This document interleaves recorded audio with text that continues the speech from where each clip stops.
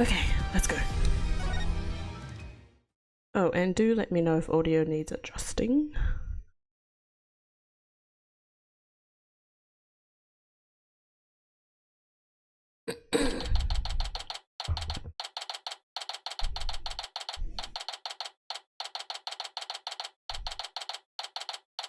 Okay, December 23:11 p.m. District Court Defendant Lobby number 5. Oh right, I forgot Pearl was with us now. Oops. I did a little research. I looked into those special psych locks you mentioned, Mr. Nick. You did? That's great. I really appreciate it. A red psych lock protects a secret a person is consciously trying to hide. If the person falls under questioning, the lock breaks and the truth comes out. Yep, that's exactly how I got the truth out of Detective Fulbright and Director Cosmos. But a black psych lock protects a secret from the deepest place in a person's heart. A secret that that person isn't even consciously aware of. So even they don't know that it's there. Oh, I notice it's a bit choppy.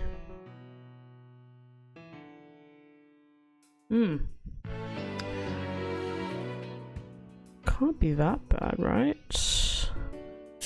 Eek. It's a bit worrisome. We'll see how we go when we enter the court. But yeah. Athena isn't trying to keep anything from you on purpose. For some reason, part of her heart and her memories are sealed off, even from herself. Okay, so all I have to do is break the psych locks. According to my research, a black psych lock is like a heavy chain wrapped directly around one's heart. If they are ripped off by force, it could cause permanent damage to a person's soul. Dang, that's quite severe. In other words, if I'm not careful, I could traumatize Athena for good. Pearls, could you stay by Athena's side? She must be suffering under the weight of such a heavy burden. Alright. But will you be alright by yourself, Mr. Nick? I'm up against Edgeworth. Oh, that's right, Edgeworth is with us. I forgot like who's with us and who's not. I have to be able to give this trial all of my focus and strength. And you can't do that if I'm there. I'll just hold you back. No, that's not it. I just meant I can relax and concentrate if I knew you were with Athena. You're the only one who can do it, Pearls. Alright. Oh, she does a little thing. I'll do it then. Good luck, Mr. Nick. Bye-bye. Good. Now that my mind is at ease, I'd better get ready. I'll just tidy up the evidence and take out what I don't need. It's time to end this nightmare that started 7 years ago. Okay, so we're gonna enter the court. Now the real thing is whether the stream is going to be choppy when I enter the court. Defense, prosecution, and judge. There are even people in the gallery. The roof has been completely blown off and the walls have collapsed. Oh, and we're also entering the exploded court. Hence my stream title.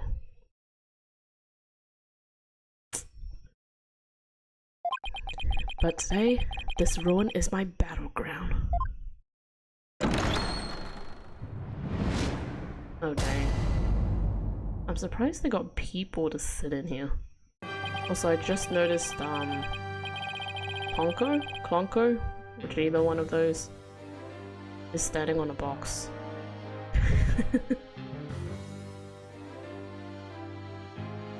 Okay, it looks like stream is okay for now, but depending on how it goes later, yeah, we might have to do some fixer-ups. Court or some facsimile? I've seen that word so many times that I have no idea how to pronounce it. Or some thereof, is now in session for the trial of Athena Sykes. Not a facsimile. Oh my gosh. Old man. This is a proper official trial. Take it more seriously or you'll start hearing the bones of the hostages snap. Please try not to upset Miss Blackwell. I'm begging you.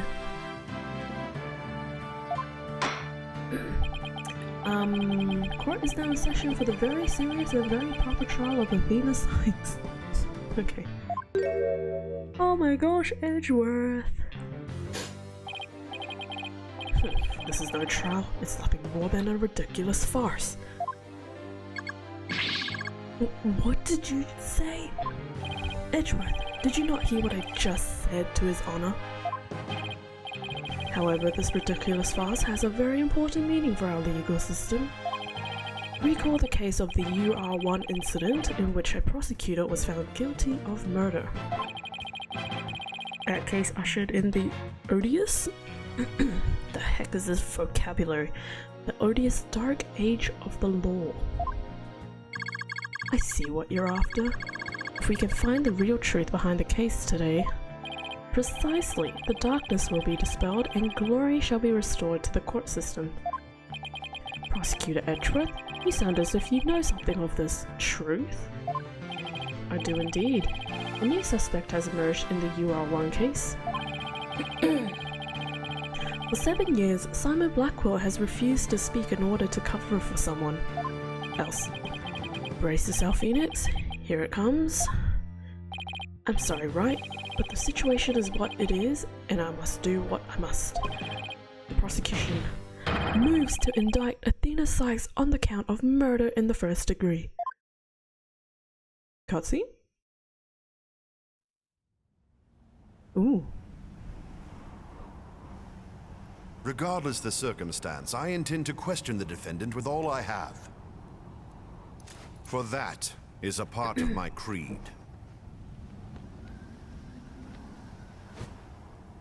Then you'd better bring it.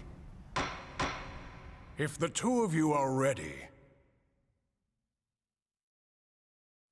Court is now in session for the trial of Athena Sykes. Your Honor, the defense was born ready. The prosecution is also ready.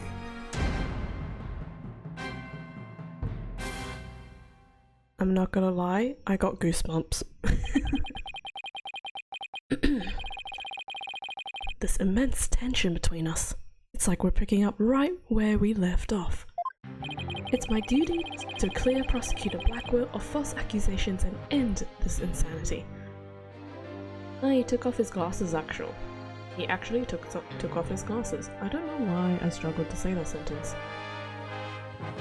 I don't know if I prefer him with or without the glasses now.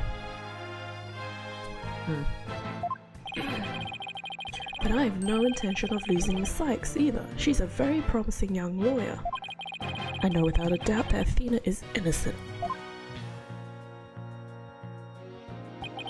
But I don't think Prosecutor Blackwell did it either. So, do you have any clue who was responsible for the sabotage? At the very least, I know it wasn't Simon Blackwell. I don't know enough to identify the true culprit, but it's clear what that person is. To put it simply, a spy. We have a spy. The true culprit is a spy. It's going to be hard to convince anyone. That's when I barely believe it in myself. When I barely believe it myself. I could not read that. But I don't have a choice if I want to save Athena and Blackwell and expose the spy. Now then, Chief Prosecutor Edgeworth. No need for the Chief Prosecutor bit, Your Honor. I'm here as a simple prosecutor. Very well. Your opening statement, please, Prosecutor Edgeworth. Although I've been known of late to give an impressive opening statement myself. Please don't. In all the trials I have ever seen, only the prosecution gives an opening statement. Of course, you're right. I was just joking. Just having a little fun. No, you weren't. So he wasn't doing them just out of fear. Interesting. Somebody likes giving statements. Let's start with a brief overview of the UR1 incident. The incident occurred at the Cosmos Space Center 7 years ago on October 7th. That's in 2 weeks. The victim, psychologist Metis Sykes, was killed in the robotics lab on the 4th floor. Athena's mother. Simon Blackwell, a young prosecutor at the time, was found guilty of the crime. There were 2 deciding factors that led to his guilty verdict. 1. Blackwell was the only person in the corridor to the lab at the time of the murder. And 2.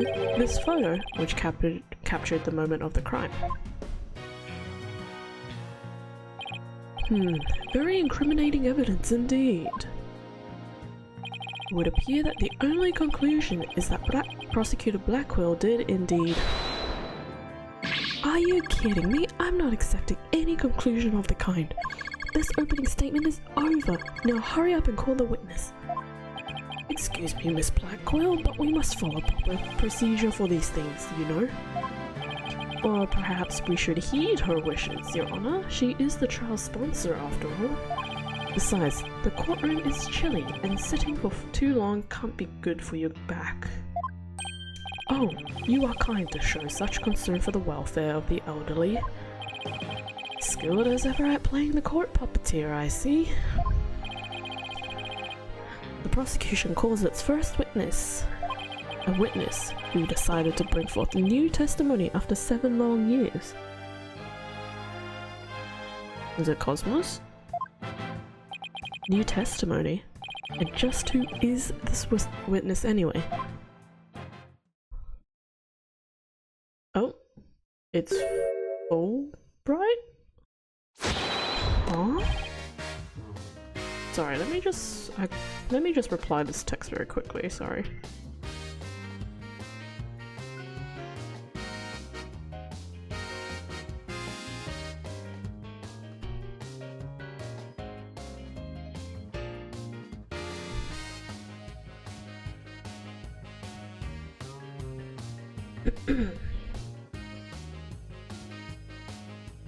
Okay, sorry about that.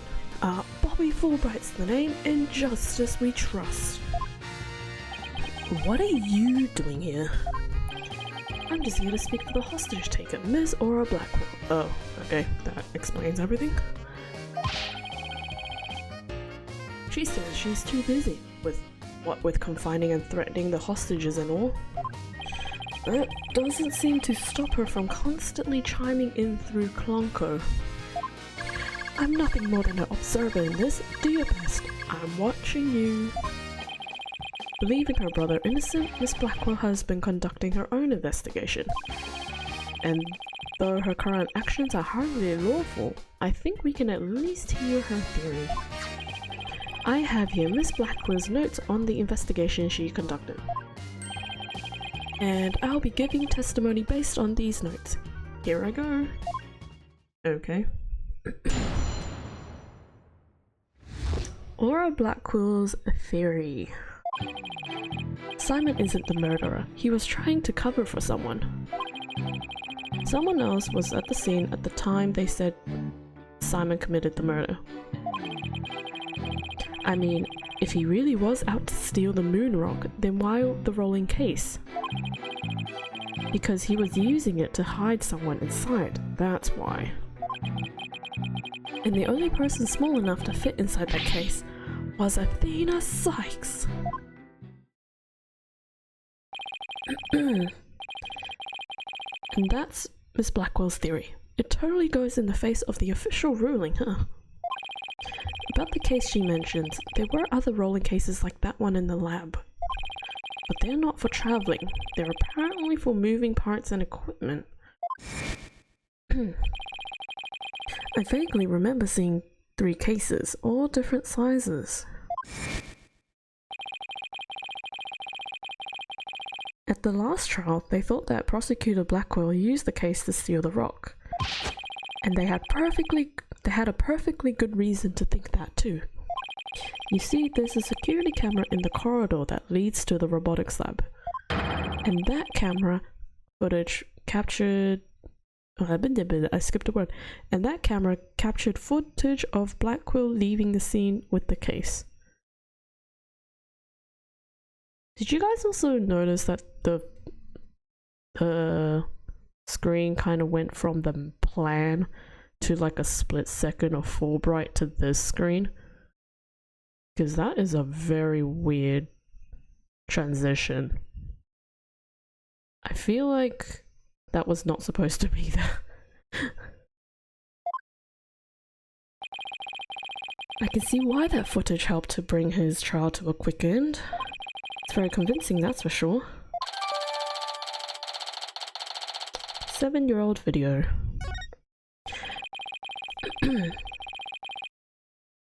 That case, by the way, was later discovered outside on the Space Center grounds. Speaking of after the incident, where was the defendant Athena Sykes found? She was found on the 5th floor of the Space Center in the Sykes family residence. Oh, thank you for the hydrate, thick. I'm making you spend more channel points now. Hope you're doing well. Prosecutor Blackwell most likely brought her there after the incident. In addition, it's unknown where Miss Sykes was at the estimated time of death. Miss Sykes was too confused by the shock of her mother's death to give proper testimony. And there was no witness or evidence to tell us where she might have been. So what you're saying is, Miss Sykes didn't have an alibi. That is what the evidence is saying. Yes. I understand the reasoning behind the theory, but I'm far from convinced. I'll do it again, don't test me.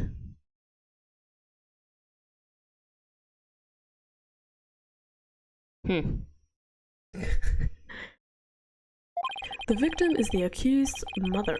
Are you actually claiming an 11-year-old girl?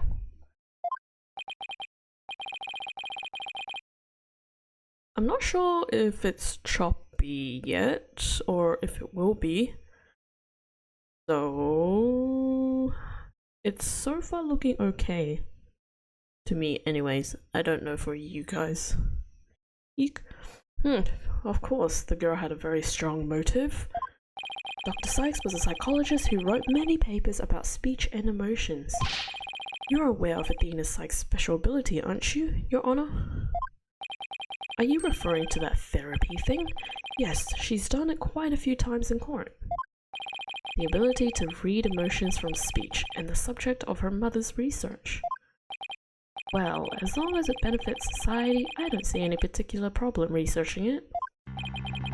I don't like where this is heading. Not one bit. Dr. Sykes was so intent on her research, she forced her daughter to undergo experiments. Prosecutor Edgeworth, are you seriously suggesting? Have fun with Ace Attorney leaving the tab open but got a lurk. No worries, Thick. Thanks for popping in. Enjoy your lurk. Enjoy the random dialogue you're gonna hear. I've done my best to be delicate, but even you can't deny it to be true, Mr. Wright. No longer able to withstand the anguish of the experiments.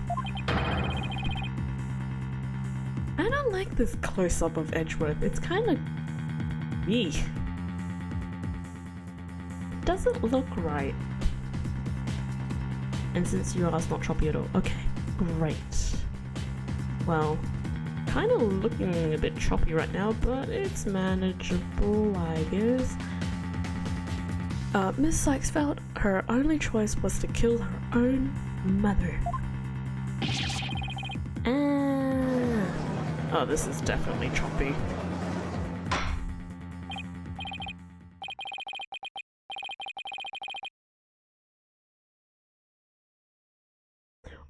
Order in the court. What a tragic story. I hardly want to believe it myself. But we must proceed. Mr. Wright, if you could, Detective Fulbright, please refer to the notes.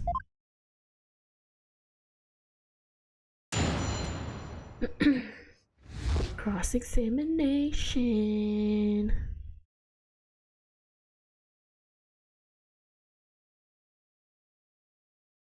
pretty choppy.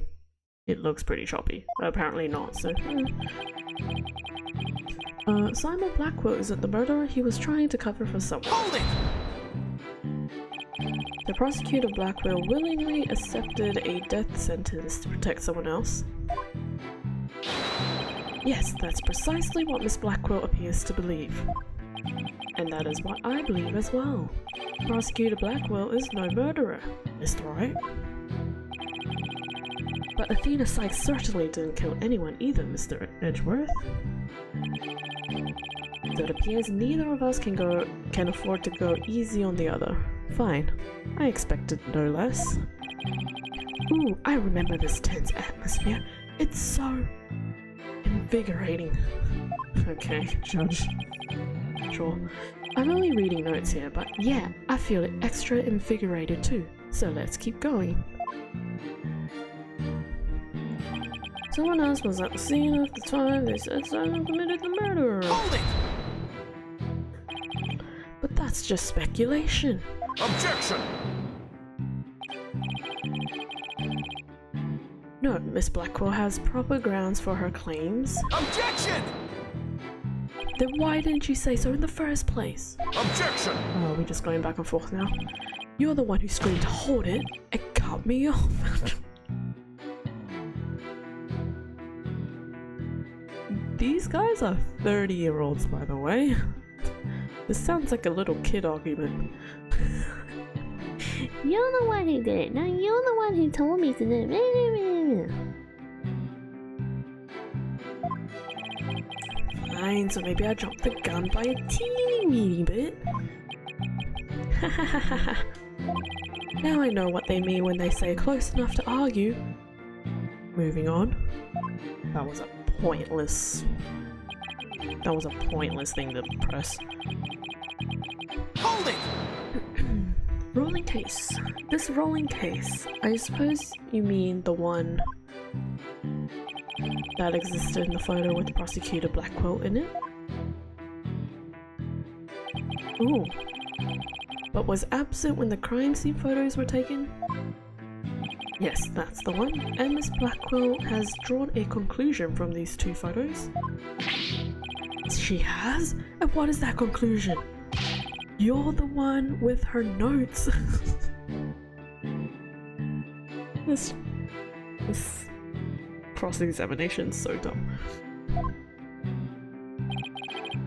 Oh, right, of course. Reading them now. So why the rolling case? He was using it to hide someone inside. Hold it! I bet he hid Athena in there. And how do you propose he hid a person inside one of those cases? Have you forgotten that we saw just such a thing only the other day? At your own daughter's magic show, she fit a grown person into a small box. When was this? Oh yeah, way to ruin the memory of a good day. A magic show? I wish you would have thought to invite me. Actually, I would have liked to go too. My apologies. I'll invite you both next time, I promise. So, wait a minute. What were we talking about again? Oh my gosh. Prosecutor Blackwell was using the case to hide someone. And the only person small enough to fit was Athena Sykes. Hold it! But that's nothing more than conjecture, and it's hardly the only possibility. In that case, what do you think Prosecutor Blackwell had in that case? I think it was the moon rock. Objection! There were 3 cases at the scene, but Prosecutor Blackwell used the largest one. The moon rock was egg-shaped, and only about 8 inches in diameter. It wouldn't have made any sense to use the largest case there just to move that rock. Objection! Be that as it may, it doesn't prove Miss Sykes was inside. I bet she was. Then let me ask you this. Can you come up with a better theory of what was in the case? Well, Mr. Wright, can you? Yikes. Give the guy some time to think. Let's see, should I try to bluff my way through what could have been in that case? Can I bluff my way?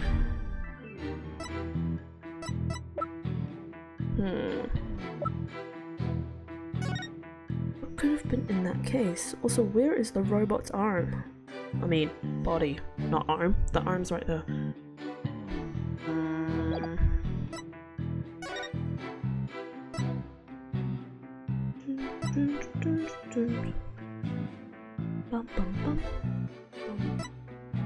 Moonrock was stolen. The Hope Capsule can be seen on the workbench.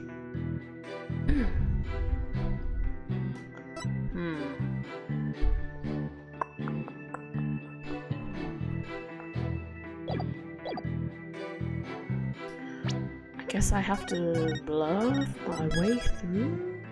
That's probably the only option I have. Hey Rain! Howdy! How you doing? Hope your week's been well. I know exactly what Prosecutor Blackwell carried from the scene. I just have to find something else that was missing, right? No sweat. Ooh, I'd be very interested in hearing your theory, if it's true that is. This is a crime scene photo taken after Prosecutor Blackwell left, correct? All we have to do is compare this with this photo of Prosecutor Blackwell to see what's specific. The arm? Is it the arm? If he took something with him, then it should be in one of these photos. Lady Luck, don't fail me now. Alright then, Mr. Wright, let us hear your theory. What did Prosecutor Blackwell take from the scene of the murder? I mean, I think it has to be this arm. Take that! Please notice that there is a robot part on top of the cart in this photo. However, in this photo taken after the crime, the robot part is gone. Oh, it is too. Huh. You know, I did look at that trolley for like a brief second and didn't think of anything of it. Yay for guessing. In other words, this part is something that was taken from the scene of the crime. Do appear to be right. I don't see it in the second picture. But it's just a but it's just a piece of junk. How important could it be? Is it really just an insignificant robot part? Speaking of which, what are you looking at? I'm gonna start charging for each glance per eyeball. That's a lot of eyeballs. Stingy, stingy. What happened to the age of free previews? Your Honor, about this robot part, doesn't it look like it could be an arm from that robot there?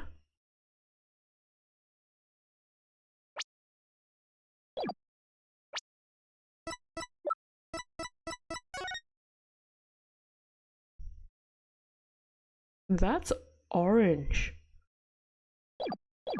This thing is teal. Phoenix, do you know your colors? Well, now that you mention it, it does, doesn't it?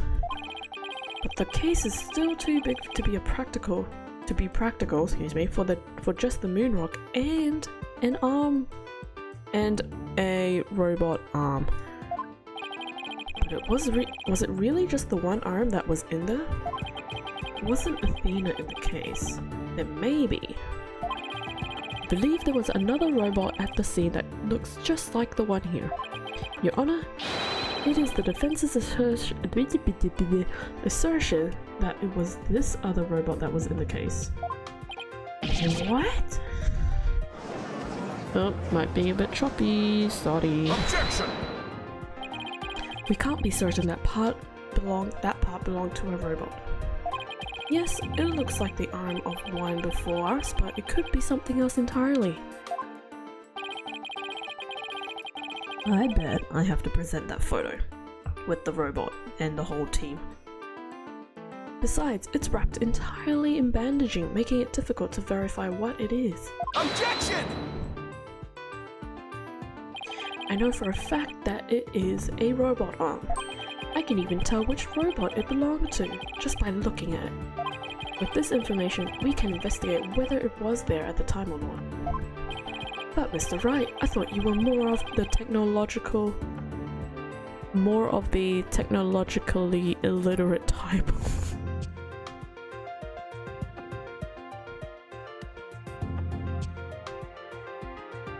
Okay. I thought you were judge. Do the reverse card at the charge. When did you become such an expert? I feel somehow abandoned. Never mind. That answered that question. Not to worry, Your Honor. I still know next to nothing about machines. Okay, now this conversation is very pointless. But I know this piece of evidence proves which robot the arm belonged to. Where is that photo? Is it this one? Oh, no, come back. I can't move my control stick up or down because it moves the whole page. Take that! The robot in this picture is named Ponko. But take a look at Ponko's arm. It was Miss Sykes who bandaged it up like that. She must have thought that machines heal in the same way that people do. What an adorable, naive mistake. Okay, no need to backslap it. It reminds me of my own grandchild. The robot arm at the crime scene had the same bandaging. Why did I struggle to say that word? Wrapped around it.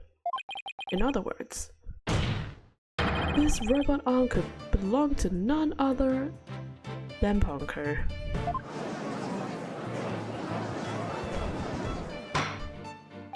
Order in the court. Order, I say. Prosecutor Edgeworth, what do you have to say to this?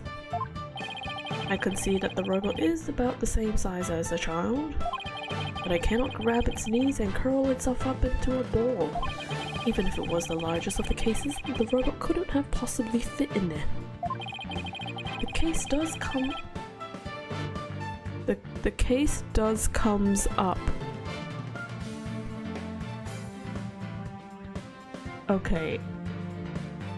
Grammatically, it should be the case does come up, not comes. Because you already have the does prior to the comes. So that's not great English right there. The case does come up. The case does come up, yeah. The case does come up to about mid-thigh on Prosecutor Blackwell. I see your point. The robot is much taller than that. Well, this robot, I think, is what is it? Oh, it says though. They've got me there. So then did Prosecutor Blackwell make Ponko fit in the case by dismantling her or compacting her? I want to say dismantling?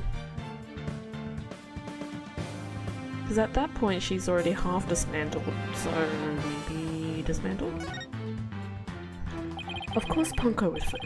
All Prosecutor Blackwell had to do was dismantle her. Once taken apart, the robot could have easily fit inside that rolling case. It appears to be a robot assembly device. Disassemble anything in a flash, push the dismantle button. That sounds pretty neat. Can I push it, Mr. Nick? Let's play with this giant machine that's breaking everything apart. It sounds rather violent, but Mr. Wright does have a point there. Objection! Except that there was a body on the table where robots are dismantled and assembled. There would have been no room to take the robot apart. Objection! You just snapped it apart or chopped it apart. But what if it wasn't done on the table? What if the katana was used instead? You mean the sword? No, he means the robot arm. Judge. Yes, Your Honor. Miss Blackwell, I'd like your opinion as a woman of science. Isn't it true that the katana could have been used to take the robot apart? I suppose so. Its joints aren't made of very tough material. A blade could slice through them. How have I been? I've been pretty good. Just been marking and grading assignments. I think I have 5 or 6 students left to mark and grade. I was kind of hoping to finish it all today, but I could not be bothered doing it now because I wanted to stream and give myself a brain break. So I guess I have to finish it all off hopefully tomorrow. Or my Saturday will just be a fun time. But no, I think what I might do after stream is probably stay for another few hours just to finish off grading everything and then publish all the results tomorrow.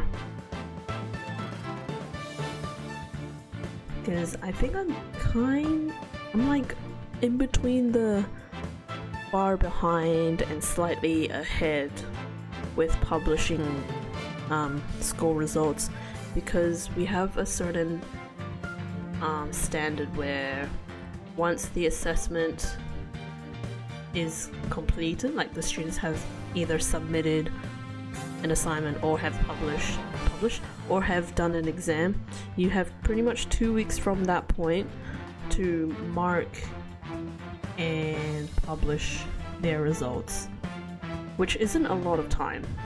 So you can only imagine those teachers that are full-time and have like 6 different classes. For me, I have like 4 classes and I already had a hard time trying to keep up with marking and everything.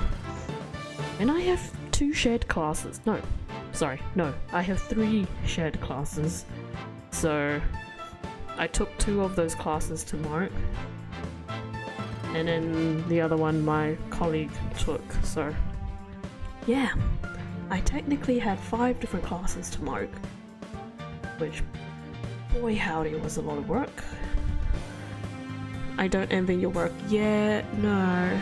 I mean, let's be honest. Teachers are underappreciated. Yuck! Yeah, I know, right? Ew! So, yeah, not great. That's why, I don't know if it's like an international thing, but here in Australia we have Teacher Appreciation Week, and it's always in the middle. It's like November, around there I think, or October. Like early November, late October, somewhere around that time frame. But yeah. Kids don't appreciate teachers. Yeah. I would say there's a small majority of students that do appreciate their teachers. Yeah, some do, but not many, yeah. So it's a hard gig. It's a very hard gig. But I enjoy doing it. At some points. But you know, the stress comes with it. And the struggles. Anyways, let's get back to this. Thank you for your expert opinion, Miss Blackwell. Thanks to you, we now know that the existence of the severed arm in this photo proves that Ponko was taken apart. In addition, since the rest of Ponko was not found at the scene, we can conclude that the true meaning of this photo is very different from the original interpretation. You can't mean. That's exactly what I mean. This photo does not capture the moment of the murder. It is instead the picture of the moment after the robot was sliced apart. You guys are built different. You could say that. You could say that. The blood you see where the arm was cut off was transferred there by the bloody katana. Although, you know what's funny? One of my classes, they had their exam last week. Like, literally the last week of school. And one of the students, she must have finished early because she doodled, a few of them rather, if not most of them, finished their exam early, which sometimes is a good thing and sometimes, most of the times it's a bad thing if they finish early, like half an hour early. But anyways, one of the students, she doodled on her exam paper that I now have for marking purposes, and she literally wrote down, "We love you, miss." And I was just like, oh, that's so sweet. It made my day when I saw it the first time. The blood you see where the arm was cut off was transferred there by the bloody katana. But yeah, she's one of those students, that small percentage of students that appreciate teachers. Most likely the rest of Ponko is scattered around Prosecutor Blackwell's feet. Not hearing this. Therefore, what was transported inside that case was not the defendant, but a robot. Miss Sykes never was at the scene at the time of the murder. Yeah! Oh, her head exploded. My head! My body! Where am I? Yeah!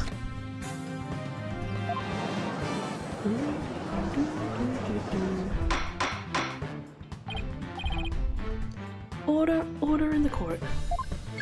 It's true that Ponko was found in pieces after the murder. And I'll admit I repaired her myself afterwards. Well, that wasn't so hard to say, was it? Aura. Yes, I'm finally making some progress. Hopefully I got him at least one step closer to proving both Athena and Prosecutor Blackwell innocent. Objection! Oh, now what, Edgeworth? You ruining it for me now? Well played, Mr. Wright. You've made your point abundantly clear. I concede that it wasn't the defendant inside the roller case, but the robot. Alright, what's going on here? It's never good when you place things this straight. Does the prosecution withdraw its claim that the defendant was carried from this scene? No, Your Honor, my claim hasn't changed. Objection! You what? After all that. But Ponko and Miss Sykes couldn't have both been inside that case. Objection! The notion that the case was used to carry Miss Sykes was Miss Blackwell's theory. I have been of a different opinion from the outset. Now I finally have the opportunity to voice my theory. The victim was in the case, thanks to the defense. Edgeworth, he's been one step ahead of me this whole time, as he always has been. In that case, how do you propose the defendant left the crime scene? Simple. The footage only shows Prosecutor Blackwell from behind.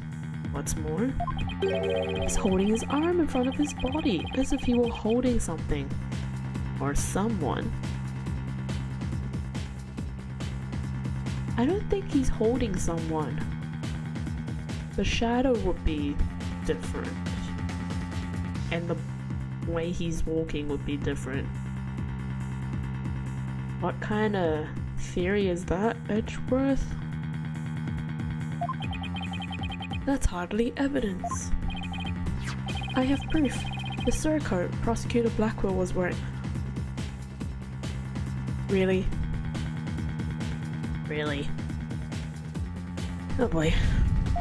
The victim's blood was found on the front of it, and the stain had a highly distinctive shape. A blood stain? With a distinctive shape? Please continue, Prosecutor Edgeworth. 7 years ago, the defendant was known to constantly wear a certain item, of which there is only one in the world, a special pair of headphones made just for her. Bunny! bunny earphones.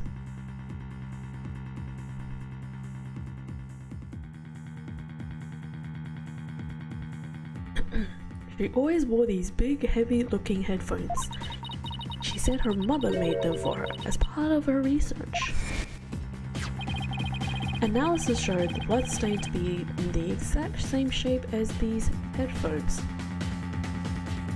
What, really? In other words, there was no mere blood splatter. The blood went from the victim's body to the headphones, and then was imprinted onto Prosecutor Blackwell's coat like a stamp. I'm confused. I don't know what's going on. A most gruesome stamp indeed. Oh my gosh. Blackwell carried Miss Sykes, who had been hit by splatter, away from the crime scene. This proves that Athena Sykes was, without question, present at the crime scene. And that concludes the prosecution's argument. Yeah!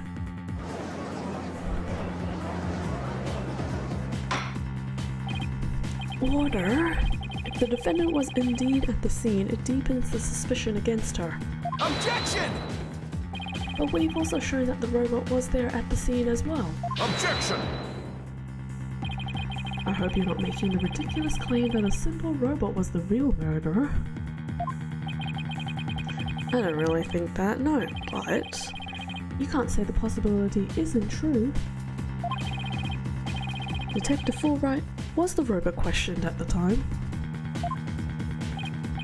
No, I don't see any record of it. I believe it was considered unrelated to the case. But as it turned out, the robot was actually integrally related. Your Honor, the defense would like to call Ponko to the stand. A robot witness? As if we haven't had worse things stand on trial. Or be on the witness stand. Order in the court. Prosecutor Edgeworth, what do you think about this? Mr. Wright has called all manner of witnesses to the stand over the years. That is the most truest comment that has ever been said in this whole game series. In case you guys didn't know, in the original trilogy, case 1-4, excuse me, Phoenix called out a parent to witness to the witness stand. It was the most funniest and dumbest thing ever. Then case 2-4 had a walkie-talkie that came from, spoiler alert, that came from an assassin. And the assassin was being a witness through the walkie-talkie. And it was so dumb. And the walkie-talkie was like moving as it was talking, and it was like, oh my gosh, what is happening? I don't know if anything happened in case 3. I can't really remember if they had some weird object thing come up on the witness stand. But yeah, there's been weird stuff appearing on the witness stand. So why not a robot? Nothing surprises me anymore with him. Edgeworth is like, just do it. Nike, just do it. Very well, I will allow the witness. Bailiff, please summon the robot named Ponko. And Ponko was his name-o. Or her name-o. I think it's a girl. I don't know. Witness, please state your name and occupation. Oh jeez. My name is not Witness. My name is Ponko. Yes, I realize that, but when you are at the witness stand, you are the witness.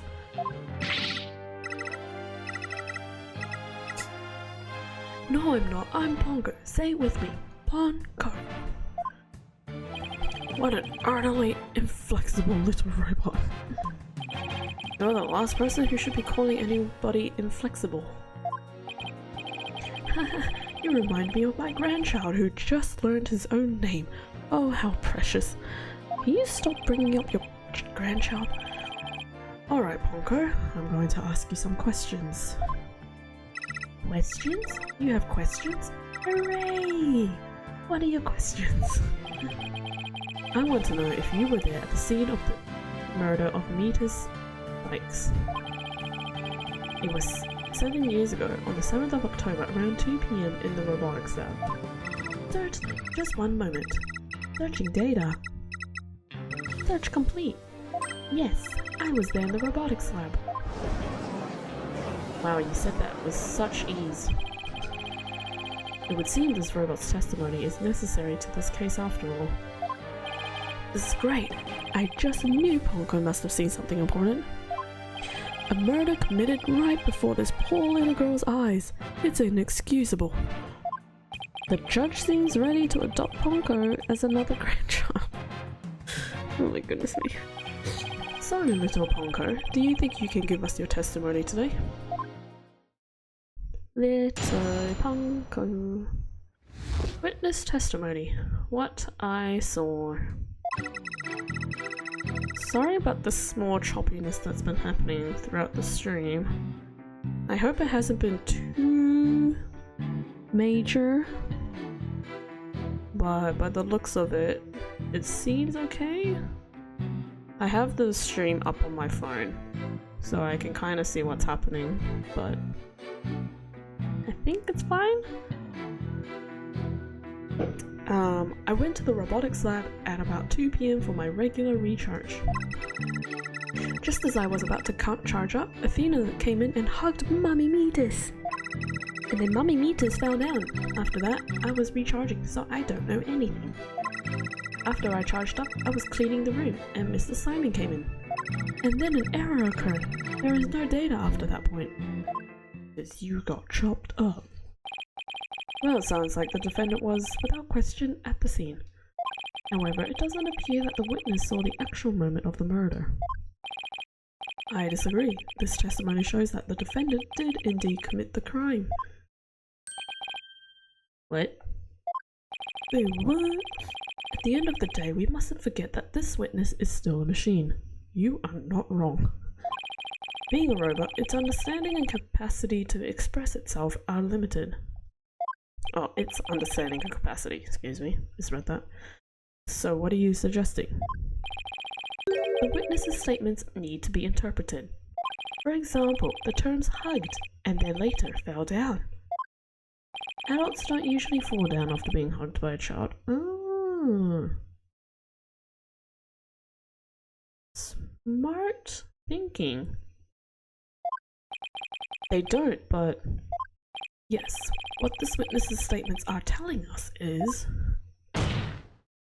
that the defendant stabbed the victim with the murder weapon during this moment. Okay, well, let's maybe not go that far. What?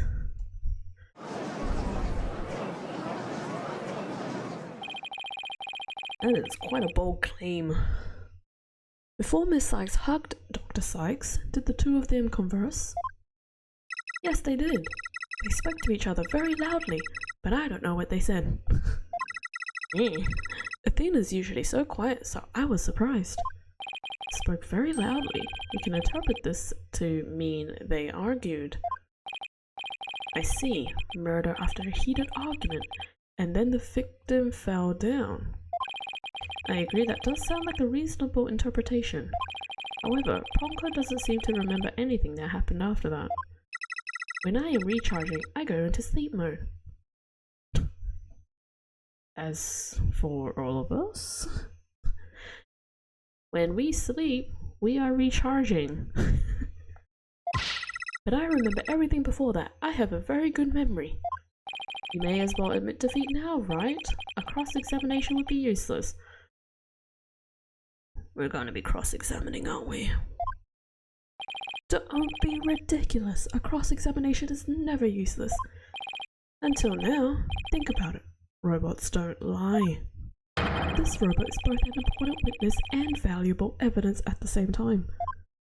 Nevertheless, I will have my cross-examination.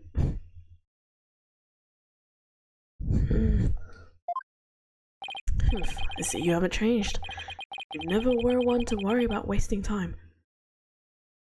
Thank you Edgeworth for saying that, because I feel like we really are wasting time. Very well, even if it may be a waste of time, you may proceed, Mr. Wright. And this judge be like, I don't care, just do it. Great. I'll show you both just how fruitful any cross-examination can be.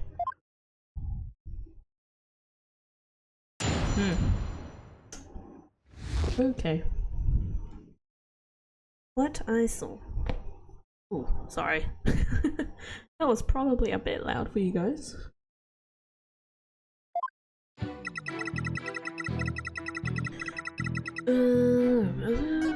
Just as I was about to charge up, Athena came in and hugged Mommy Meatus. Hold it!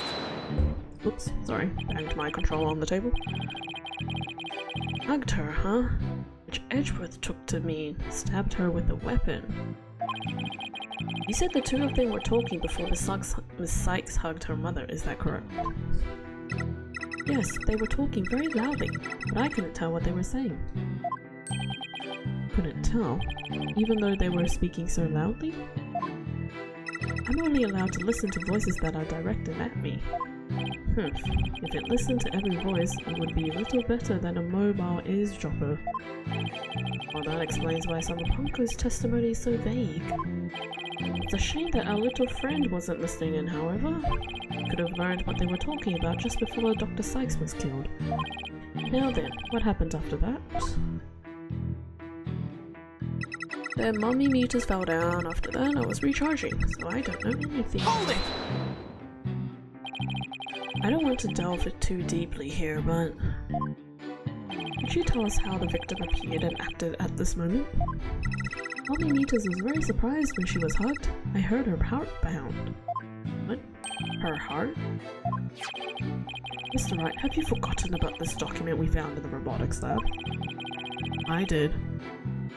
These robots have a heartbeat detection system. Oh. Now that he mentions it, I do remember reading something like that though. Thanks, Edgeworth. They detect the presence of people by the sound of their heartbeats. Wait a minute, that means... if Dr. Sykes really did die at this moment... Honker, how was Dr. Sykes after she fell down? Could you still hear the sound of her heartbeat? Listen to my heartbeat. Let's see, the moment she fell, her heart was pounding. After that, I don't know, I started recharging just then. Of all the unlucky timing, if you had heard anything after that, it could have possibly proved that the hug wasn't actually the moment of the murder. Yeah, gosh dang it, you stupid robot, you should not have been charging. I'm very sorry, I'm afraid I don't know, I'm very sorry.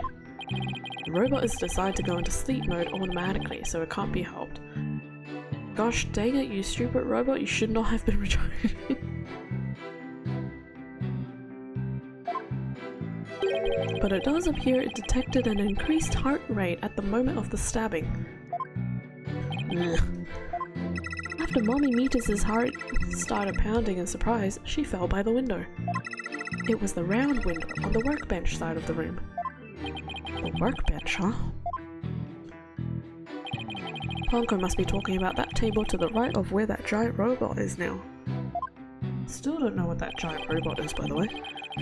Is there something critical in Poco's statement just now? I think so, because that photo...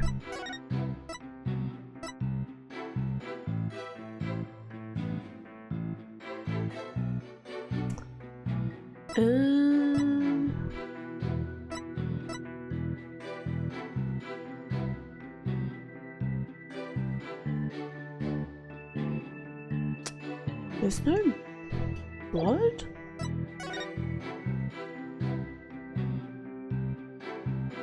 There's no blood on the window.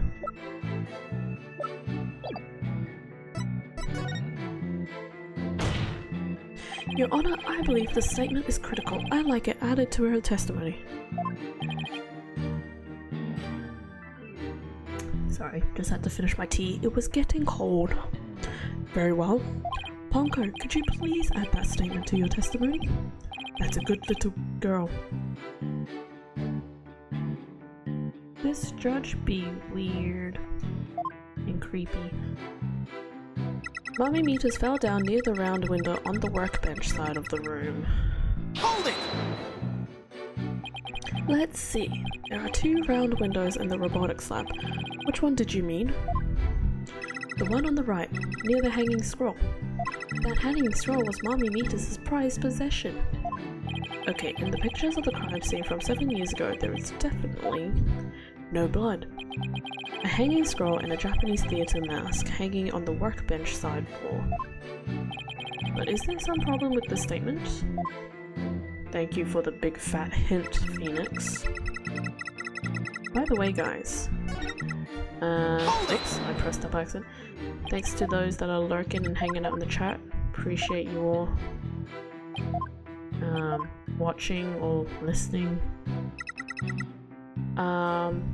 As we have officially hit 250 followers, we're currently on 251 followers.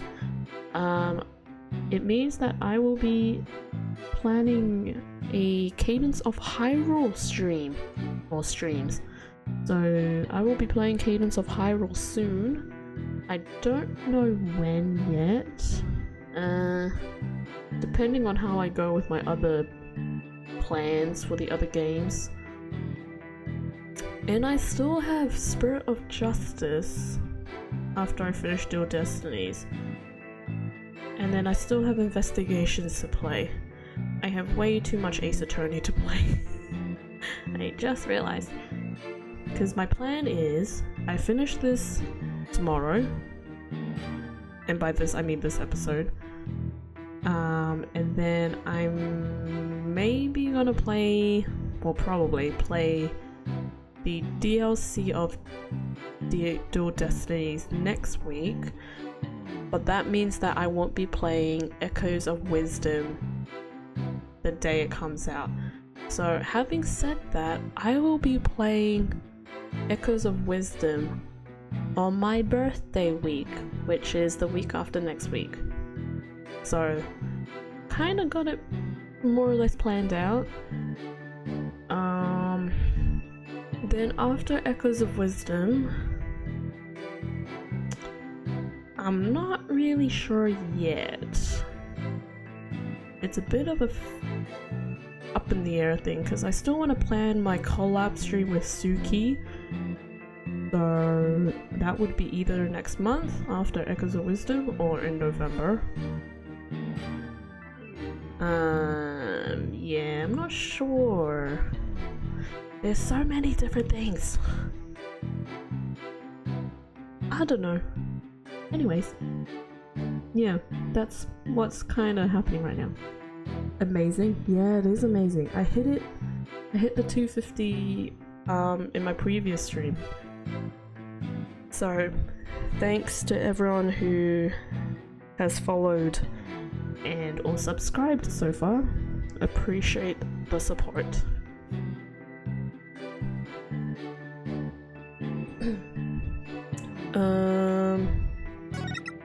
This one, just gonna save here just in case. And we are going to present the photo. Objection! Ponko, your statement may have just inspired a breakthrough. I was helpful? Hooray! I'm so happy. Just to be sure, let's go over it again, shall we? Oh, okay. I just made that sentence a little bit too long. The victim fell near the window on the workbench side of the room. However, congrats. Thank you, Rain.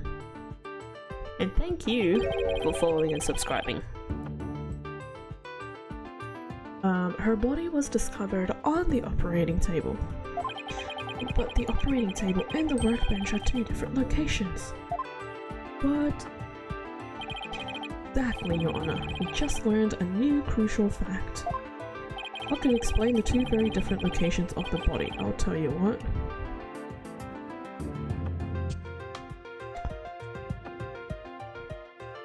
Oh, that could have been it. Athena moved her body. That's why she just flopped. Or not.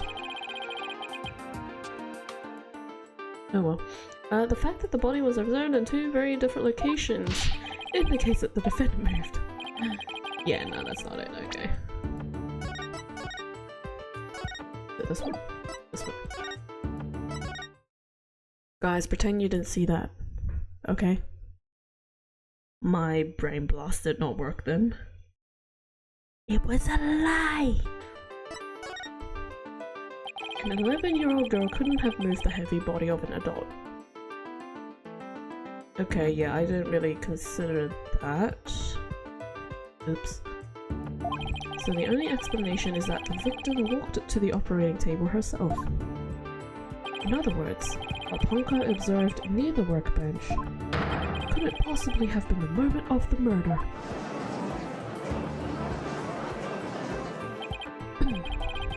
Phew, I'm very relieved to hear that.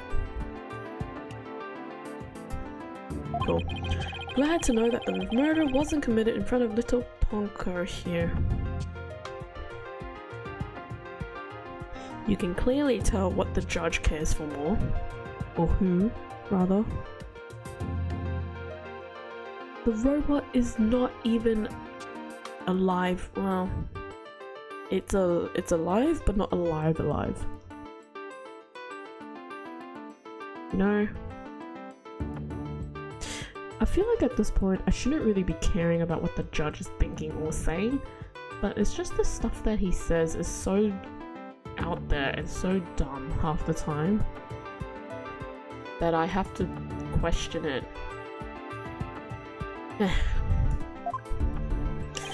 Yes, as we just heard in the testimony, Miss Sykes hugged her mother, nothing more. Objection! Little hug.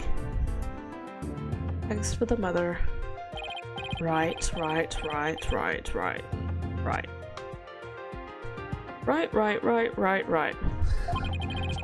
been 8 years, but you're still just as green as ever. Green? Same. Yeah, could you answer that? What do you mean by green? But I can't recall ever seeing Mr. Wright in anything but a blue suit. Hey, blue's my favorite color. What can I say? If the defendant couldn't move the body herself, she could have had it moved for her. Moved for her? But Miss Sykes and Dr. Sykes were the only ones there.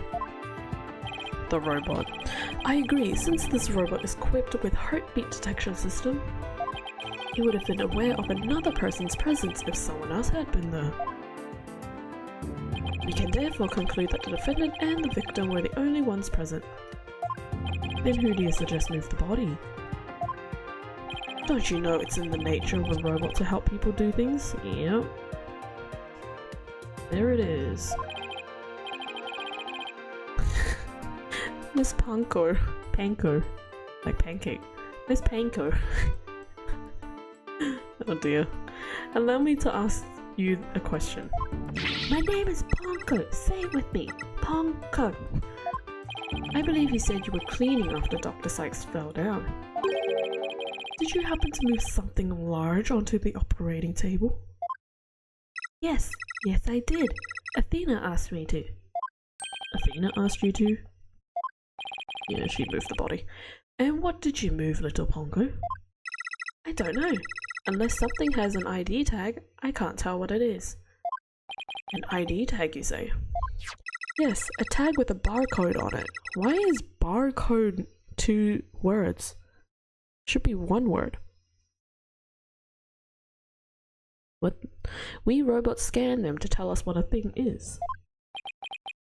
Just like the grocery stores. And supermarkets and every other random stores. That paper in the lab did mention something about that. Recognizes people by scanning their spacesuit or uniform jacket ID tag, it said. So it would appear that Miss Panko here, still didn't get the name right, can't identify what it moved. My name is Ponko. But we humans have the power to imagine what it was, do we not?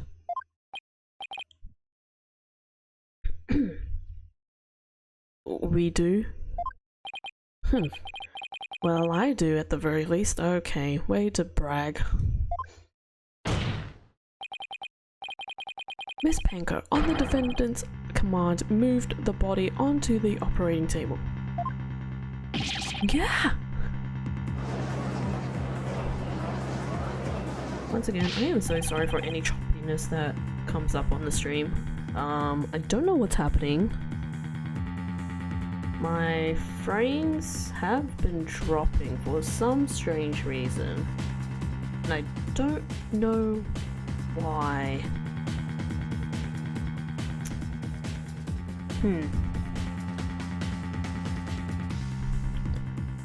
But it seems stable-ish for now.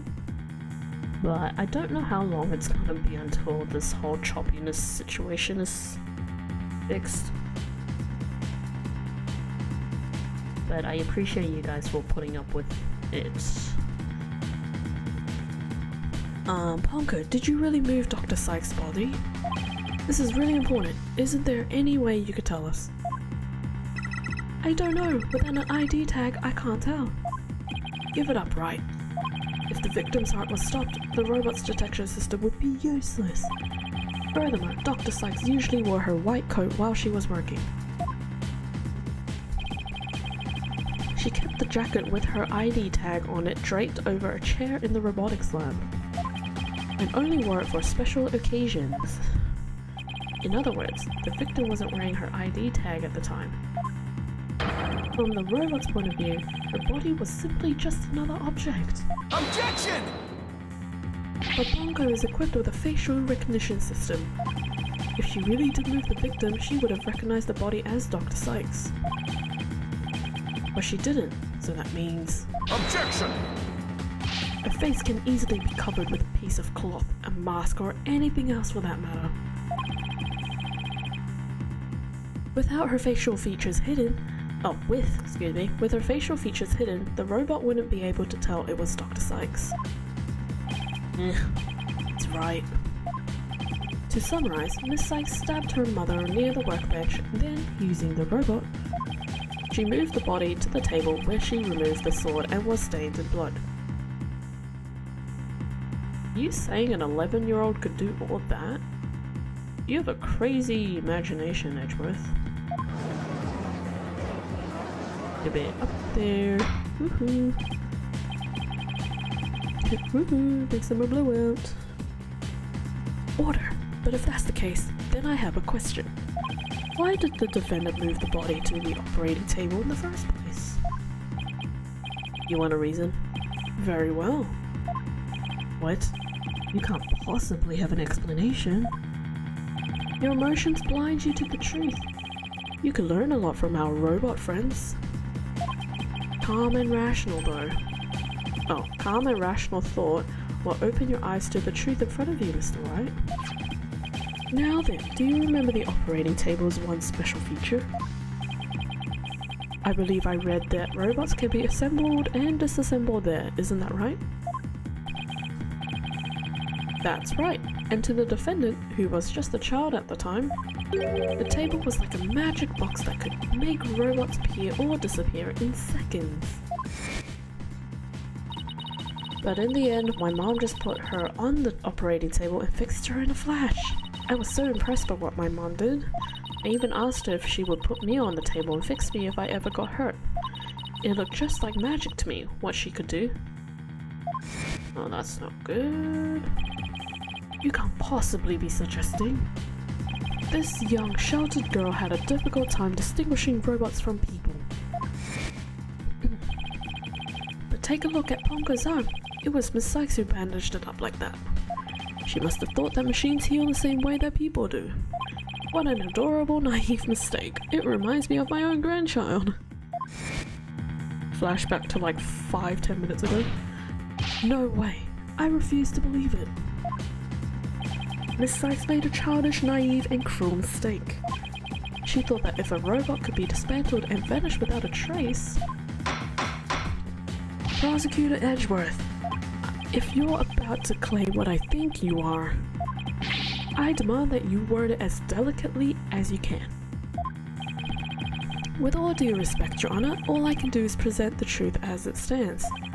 The reason the defendant moved the victim's body to the operating table. Hold it!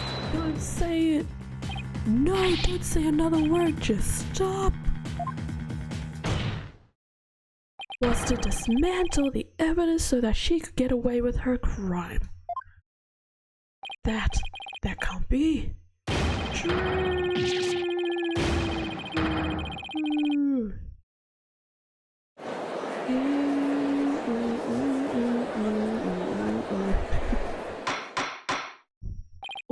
Order in the court. Order in the court, I say. Edgeworth, she was just a little kid. How can you say such a horrible thing? Horrible? Like I said, you're just as green as ever. What does that even apply? That you're green? Like, blind? Or dumb? What? I came here today as a prosecutor to seek only the truth, no more, no less. My theory is simply the result of a rational consideration of every possibility. Objection!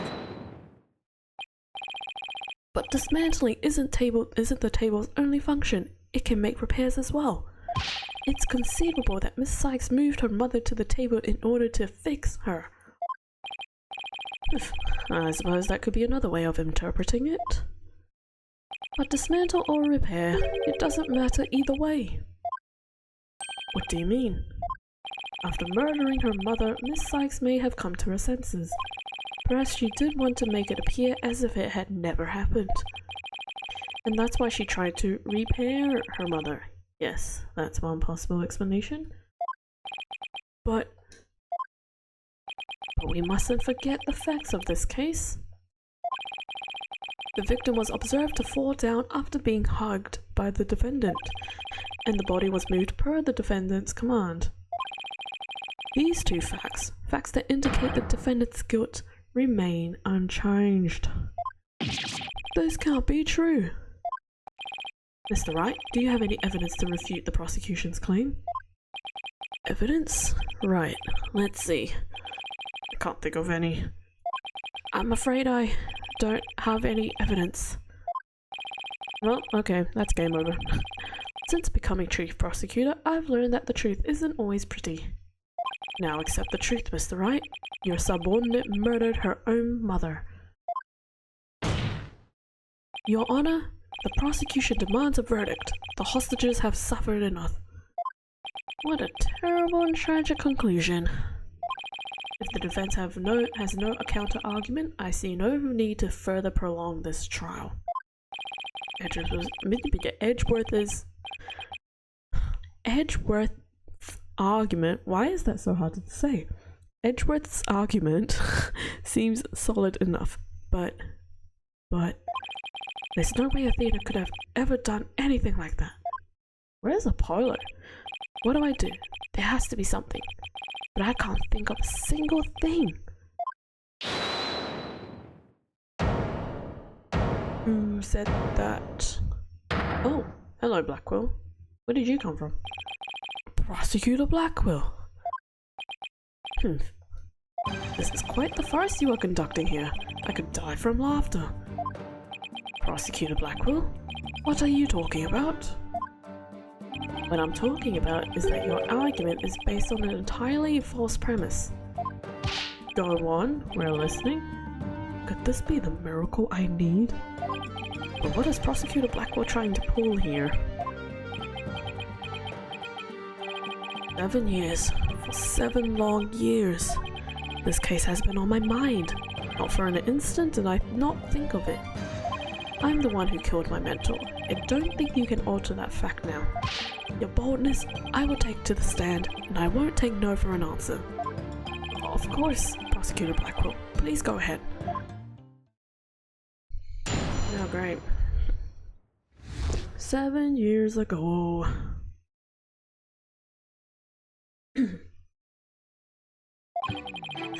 I went to the Cosmos Space Center with the intention of killing Dr. Sykes. Oh. Was not expecting that to be his first statement. But when I got to the robotics lab, I found Athena there instead. I would not be swayed from my purpose, so I waited for Dr. Sykes to return. And then I committed the act. Ah, how cathartic it was. Okay. But little Ponka here witnessed the victim falling. In other words, Objection! I don't need any of your other words, old man. I can guess what happened. Which would be? She fell means she fell. Merely that. The mother and child fooling around. Perhaps she tripped. Not that it matters. When I entered the lab, there was no trace of Dr. Sykes to be seen. There was no dead body either, of course, meaning she must have left the room. So the murder occurred after the time period Ponko described in her testimony? You should hardly take stock in the words of a wind-up toy. What? What the heck? Objection! Then how do you explain the fact that the defendant had the robot move something? Athena was always tinkering with robots on the operating table to amuse herself, and she always had Ponko move the heavy ones for her. That day was no different. Ponko moved a heavy robot for Athena. I am so confused right now. This is awful. What he's saying seems to make sense, and yet... Objection! Prosecutor Blackwell, are you trying even now to turn away from the truth? Don't you realize we could bring the dark age of the law to a close today? Objection! You expect too much from me. I'm just a murderer, beyond redemption. Why don't you just let me go so I can settle down into hell? Ugh. Prosecutor Blackwell's execution is tomorrow. If the truth doesn't come out now, it's all over. Are you saying that the little girl and the robot had nothing to do with the murder? That's right. Then let's hear your verdict. If we don't hurry, I might miss the ferry across the sticks. Or the sticks, rather. Stikes? Sticks? Whatever it is. Oops, I missed that text, sorry. Don't you dare, Judge. Don't forget I have hostages over here. And Simon, how long are you gonna cover for her? Miss Blackwell. Forgive me, Aura. I never wanted you to do anything like this for me. But you agreed to this trial. If you have a counter-argument, then present your evidence. That's the rule of the courtroom. Isn't that right, Chief Prosecutor? Blackwell? You selfish... Well, to be frank, I don't like this, but it's my duty to make a decision. If no one has a counter-argument, I will announce my verdict. Is this really happening? Is it really going to end just like it did 7 years ago? I wanted to do it so bad. Even now, I want to fly out of here and go save him. No, I can't tell her. But how can I lie to Athena? I can't prove Prosecutor Blackwell's innocence in this trial. I don't think Athena will ever forgive me.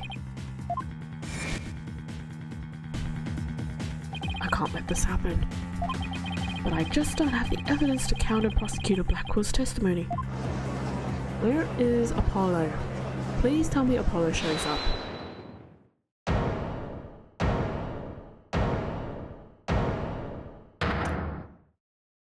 Never mind. Athena shows up. Okay. That was the last person I expected to show. Athena, what are you feeling okay? I can hear it. I can hear the voice of his heart. He's hiding something. You're also hiding something. If he really is, I could sure use Athena's help here. Her power might be just the thing to get us through this. Objection! Sit down! Sykes Darno.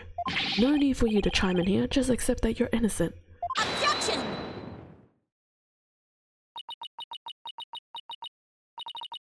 These past 7 years, they've been just as hard on me, you know?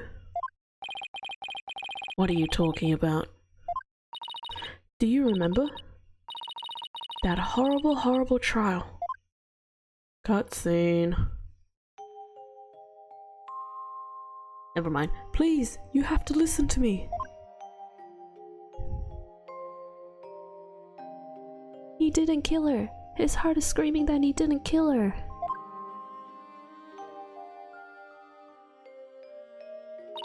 Even now, every time I stand in a courtroom, it comes back to haunt me.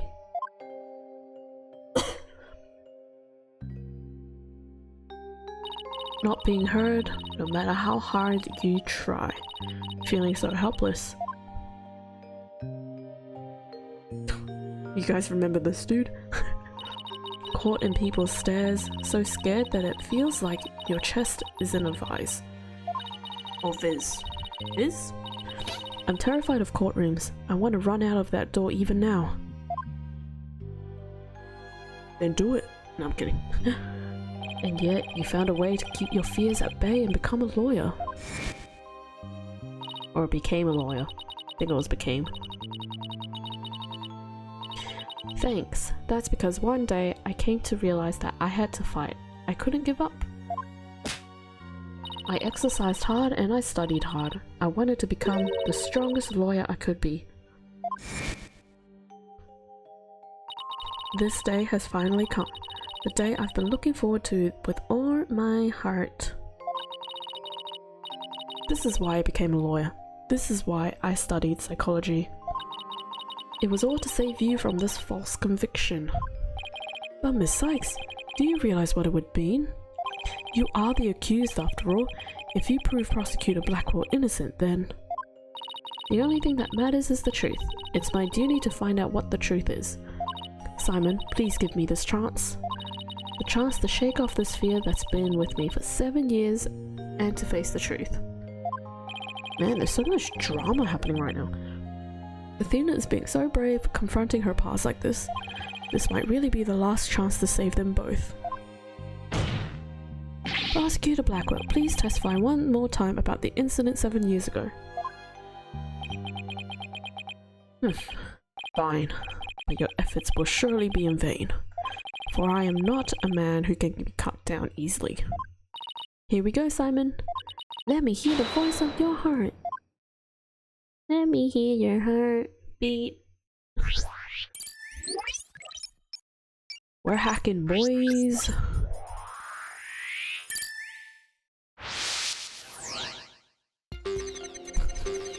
He has no face! I went to the Cosmos Space Center with the intention of killing Dr. Sykes. But when I got to the robotics, I found Athena there instead. Oh, you are very happy about that. I would not be swayed from my purpose, so I waited for Dr. Sykes to return. And then I committed the act. How cathartic it was. Okay, why are you happy here?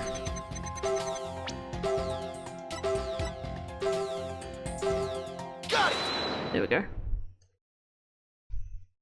This feeling of happiness. Even though the person you were looking for wasn't there, you felt happy. Why is that? Simple. When I was looking for Athena and hadn't found her yet, I grew worried. So when I saw her in the robotics lab, I was happily relieved. Merely that. Oh wow, that dropped a lot. Just now you said that you went to the Space Center to kill Dr. Sykes. But the first thing you did was look for her daughter instead. I had no intention of harming Athena, so I wanted to confirm that she was safe first. It was just a part of my plan. Nothing contradictory about that. Yeah. The second I find an inconsistency, he cuts it down. Simon knows the principles of analytical psychology. There's less noise now, but I don't see any instabilities we can latch onto. I was afraid of that. We'll just have to keep chipping away at him, then bit by bit. Could you update his testimony, Athena? You got it, boss. Boss. This one here. Aw. I found Athena in the robotics lab. I was relieved. But I would not be swayed from my purpose, so I waited for Dr. Sykes to return. I don't know about this statement. Oh. Emotion change. Got it! Not even you can falsify your emotions, Prosecutor Blackwell. What? When you said that you killed Dr. Sykes in your testimony, you felt sadness. Why would someone who had lain in wait to kill her be sad at her death? Such an obvious attack. Yes, I felt sadness, but it wasn't for her. I felt sorry for Athena and her circumstances. Can't be talking about that, can he? I was just a convenient subject for her research. Dr. Sykes was so intent on her research, she forced her daughter to undergo experiments. My objective was to save Athena from an obsessive scientist who treated her own daughter like a research subject. What? I went to the psychology lab first. That's where I would usually find Athena playing. But that day was different. I heard someone crying in the robotics lab next door. Was Athena being subjected to yet another experiment? I thought as I went to see. Conveniently, Athena had cried herself to sleep, so all I had to do was wait and kill. So that's why he was relieved when he saw Athena. But is this story really true? I'm not sure how much to believe. Mr. Wright? How are you doing, Athena? Still hanging in there? I'm a lot stronger than I look, boss. Okay. Sorry. Now take a look at this. The noise level actually increased. Oh! Great. Just what we needed.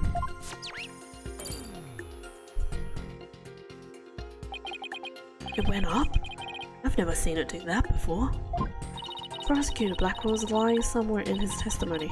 As a matter of fact, he's piling lie on top of lie in an attempt to make his claim sound more believable. He's trying even harder to suppress his true feelings, and that's what's causing the noise. How in the world should I approach this? An evidence-based approach might work if I can find the contradiction. Otherwise, I should look for an inconsistency in his emotions. Oh great, I'll have to do 2 different methods now. Thank you so much, Blackwell. There are no flaws in my testimony, and his boldness is prepared to give his verdict. Give up on this lost cause and let the law free me of these chains already. Objection! I don't think so. Not while I'm around. Wait. Well, that was a weird pause. Now, contradictory testimony or inconsistent emotions, which should I tackle first? Is there a specific order I needed to do?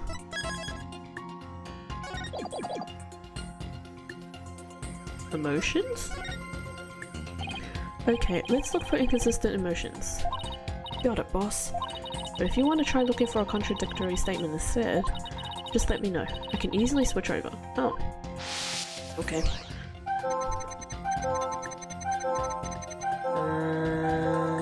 I don't think that would be right. I hurried over and opened the door to the robotics lab.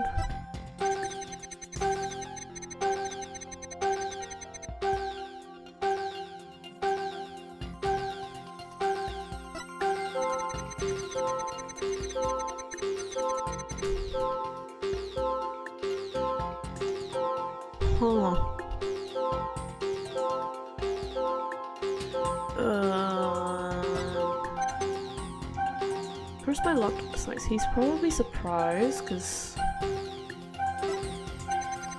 hurried over and opened the door to the robotics labs.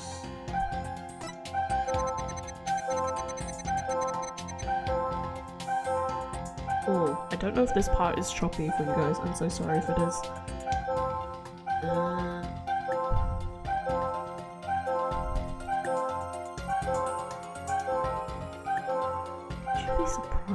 Maybe you would be surprised. Hurried over and opened the door to the robotics lab. I'm gonna try that last statement. Oops. Nope, okay. Review missions also.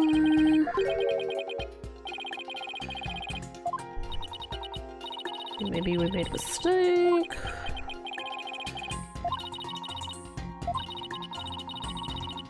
Okay. Maybe it's...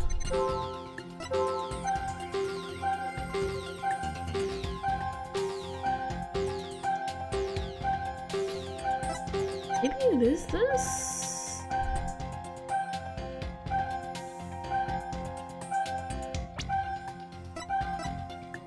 Got it! Oh, it is this. Okay. I don't really know why though. How odd. Why would you register surprise at opening the door to the lab?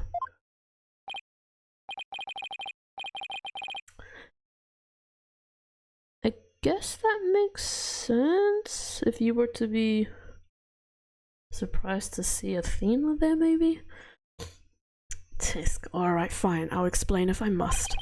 What surprised me was Ponko, that toy figure, attacked me. Dr. Sykes knew full well my plan to rescue Athena, but she couldn't stand guard over her daughter 24 hours a day, excuse me. So Dr. Sykes had Ponko do it. That's right, she ordered Ponko to forcibly remove me on sight. So I slashed Ponko up with the katana that was there in the lab. That rickety old puppet wasn't worth of that fine blade. Mr. Wright, it's happening again. There's even more noise now. Oh, great. Can you stop it? It's at 100% now. What's going on here? Whenever we find an opening, he covers it up with lies. We'll never get rid of the noise at this rate. It's pretty hard to keep telling coherent lies like that. His mind and will really are as sharp and strong as a katana. Alright, what should I tackle first this time? Can I try his emotions again? And see if anything happens. Alright, let's give him a good old look then. See if anything changes. Feeling of dread, or open the doorbell door just then. Ponko attacked me. I retaliated by cutting it into pieces. But before I could lead Athena out.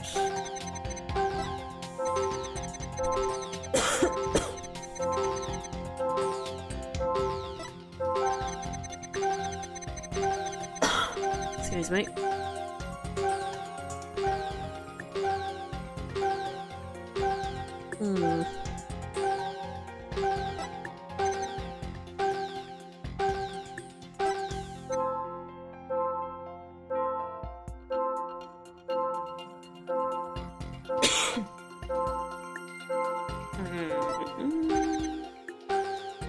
Sorry, I'm gonna tickle my throat.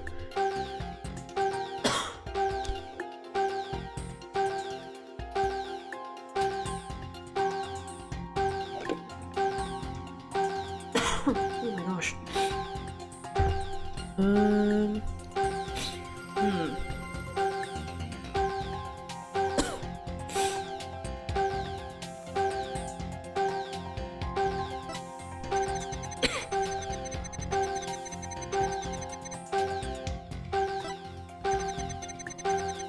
Wait a second, why is your anger... No, it's not that.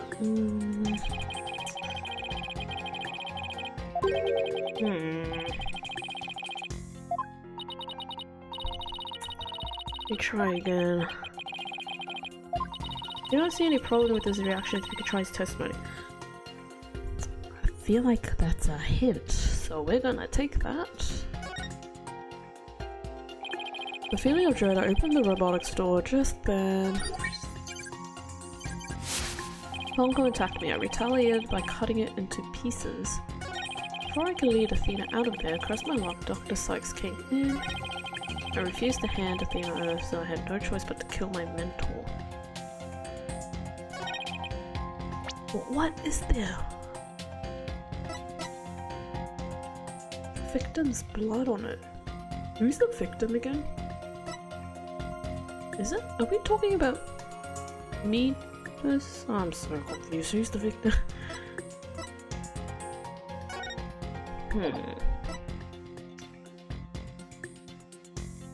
What?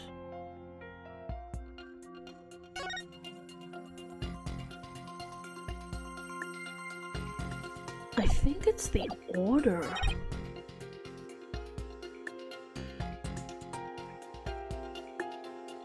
I feel like it's the order of events. Because there's blood on Ponko's arm. Objection! Compounding lies with more lies is never the answer, Prosecutor Blackwell. Take a look at this photo. That's the photo of the supposed moment of the murder, isn't it? How many more times must I see that which damned me for my sin? The ironic thing is, I think this picture is actually going to be your savior now. See the bloodstain at the end of Ponko's arm where it was severed with the katana? I hope you aren't claiming it's the robot's blood, Mr. Wright. I want to punch this judge in the face. No, most likely the blood was transferred there from the bloody katana. The katana already had blood on it, so there must have been the victim's blood. That's right. If that's the case, we found a glaring inconsistency. Now, you said in your testimony that you cut up Ponko and then you killed Dr. Sykes. Probably the reverse. But in spite of that, the victim's blood is already on Ponko's arm in this picture. What? But that couldn't be. Exactly. In order for the blood to have transferred from the sword to Ponko's arm, the victim must have been stabbed first before the robot was slashed. In other words, Prosecutor Blackwell, your entire testimony is nothing but one giant ball of lies. Yeah. Tell the court the truth, Prosecutor Blackwell. Now. You have no idea what you're doing. His voice. There's so much discord. Oh, great. I'm hearing not just one or two, but a bunch of rampaging motions here. It's hard to describe. It's like a violent whirlpool or something. Phoenix Wright, you will pay for this. Never have I been forced to reveal so much, but the rest I take to my grave.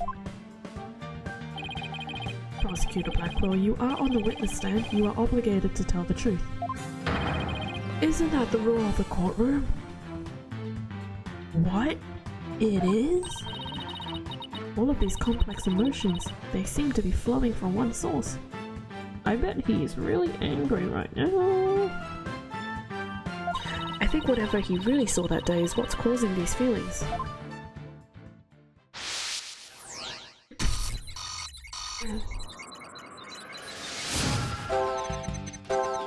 Following the sound of crying in the lab door, and then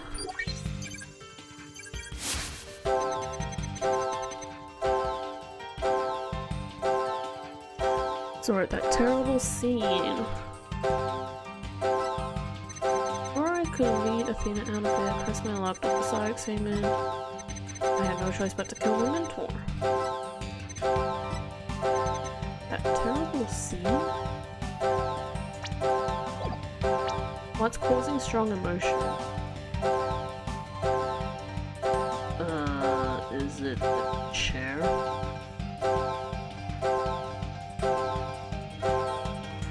Got it!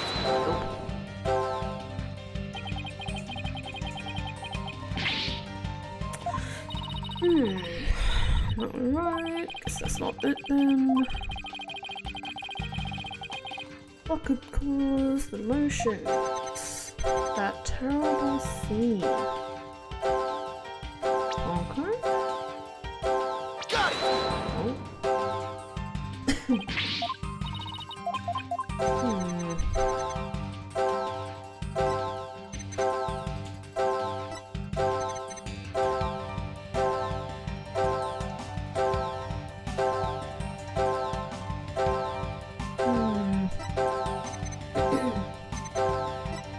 Is it Athena?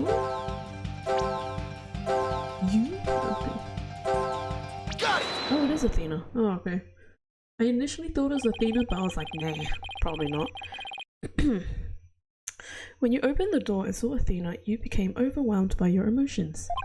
Isn't that right, prosecutor? You should know better. Though it's pathetic, I admit I'm terrified to speak of it. Prosecutor Blackwell, Miss Sykes is innocent. I will always believe that with all my heart. Now, can't you find it within yourself to believe in me too? Athena is innocent, huh? Can you honestly say you believe that to be true? Right, Dono? They're gonna put it back on us, aren't they? I give you my word. Now tell me what you really saw when you opened that door. I bet she was holding onto the katana, and then her mum was dead. Curse you, Phoenix, right?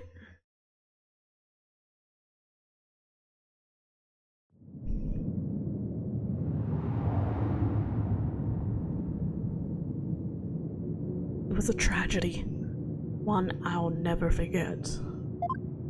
When I arrived at the lab, Dr. Sykes was already dead. She was lying on the operating table, while the bloody katana lay on the floor, and standing between the two. Oh my gosh.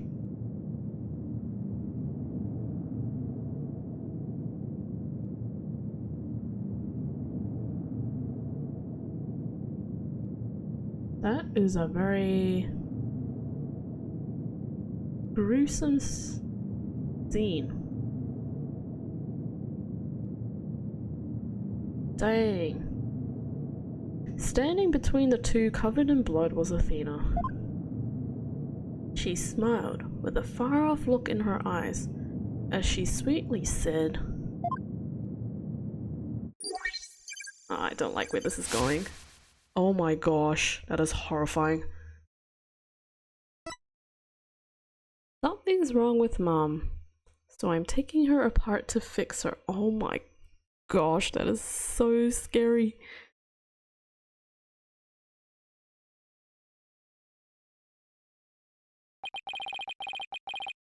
That's what I saw, and now you have it. The truth that you so desperately wanted. Oh my gosh, I hate that image. That image was so scary.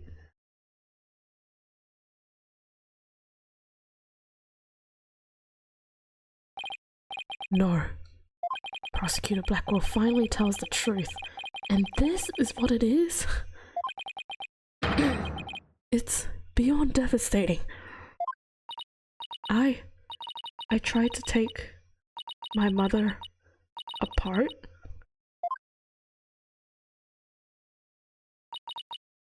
I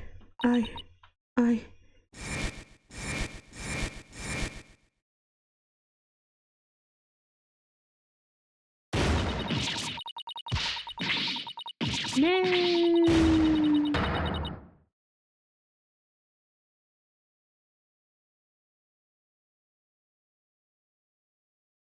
Well, that sucks. So it was me. I'm the one who killed my mother, Athena. As I said, right? The truth isn't always pretty. Murder, disassembly on the operating table, a scientist using her daughter as a guinea pig. Sadly, it appears that my theory was correct after all. Objection! It's true that Athena didn't like her mother's research, but you dare cast aspersions on my mentor by claiming Athena was used in such a manner? Dr. Sykes could be awkward with people, but she loved her daughter with all her heart. She loved me. Your mother hated to see you suffer because you could hear the voices of people's hearts. She wanted to set you free of your pain, so she worked tirelessly on her research. And this is what she gets. Do you remember those headphones you hated so much?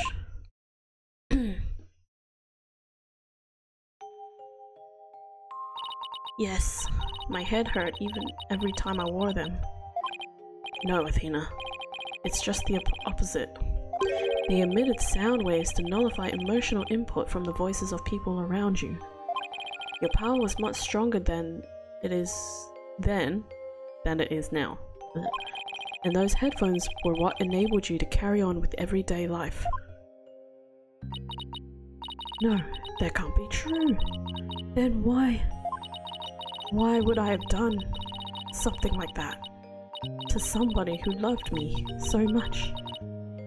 The love for you was real. That I can guarantee. That's why I knew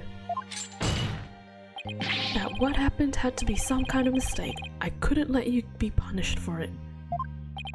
So you took the blame yourself. You and your mentor are more alike than you know.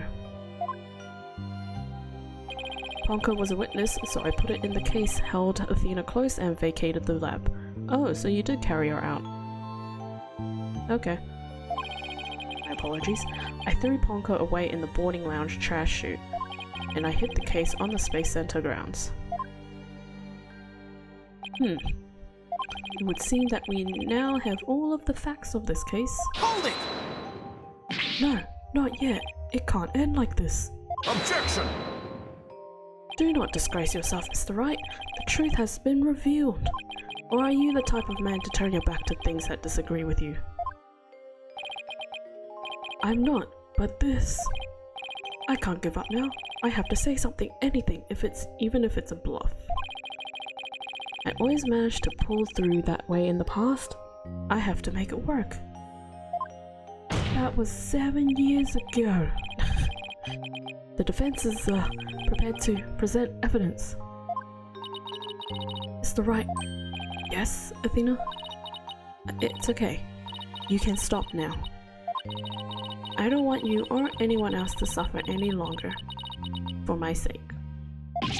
Athena, what are you saying? I killed my mother. That's the truth. It's just like Prosecutor Edgeworth said. We have to face it, no matter how much it hurts. Oh boy. I admit my guilt.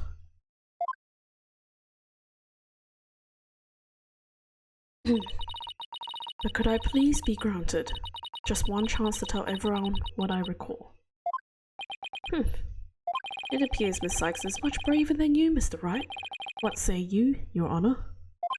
In light of her courage, will the court give Miss Sykes this opportunity to confess? Very well. Then if you would, please take the stand, Miss Sykes. I wonder how close I am to finishing this part. It feels very long. I'm already 2 hours into the stream. And it's nearly 10 o'clock. So I can't stream for too much longer. Thank you for letting me do this, Prosecutor Edgeworth. And thank you, Mr. Wright and Prosecutor Blackwell, for letting the truth be known.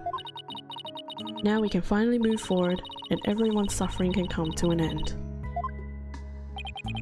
Athena! Prosecutor Blackwell will be cleared, and the dark age of the law can come to an end. Yes, admit your guilt, and bring everything to its conclusion. I killed my mother. My memory is still a little hazy, but there's no question I remember it. I remember the weight of the weapon in my hands, and the feeling of it stabbing in deep. Don't like that thought. And I remember the warmth of her blood as it flowed down the handle onto my fingers. This is getting quite gross. Your Honor, please find me guilty. I dare say these are all memories that no one but the murderer would have. I see. Thank you for your confession. I believe this trial has gone on long enough. But before we conclude... Sorry, I just heard a car. It's quite loud. But before we conclude, does anyone have a counter-argument? Objection! That is probably the car you guys heard. I do, Your Honor. Mr. Wright. But Mr. Wright, Why? I killed her. I remember it now. Any counter-argument is pointless. Objection! Don't tell me you've forgotten one of the basic tenets of lawyering. Always believe in the client to the bitter end. Athena, you are not a murderer. Objection! I said that you never changed, but could you have actually regressed in these 8 years? I won't stand for your childish emotionalism getting in the way of the truth. Emotionalism? Don't lecture me on matters of the heart, Edgeworth. Because I can see straight into a person's soul. The locks. Yep. We have to try and break those locks now, don't we? I did a little research. I looked into the special psych locks you mentioned, Mr. Nick. Athena isn't trying to keep anything from you on purpose. For some reason, part of her heart and her memories are sealed off, even from herself.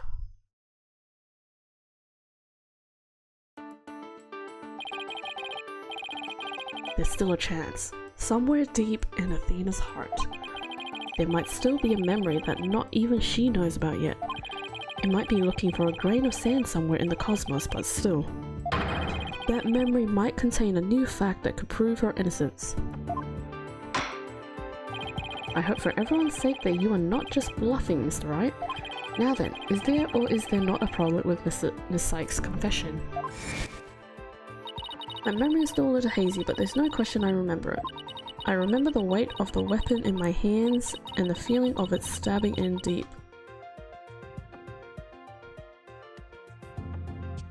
And I remember the warmth of her blood as it flowed down the handle onto my fingers.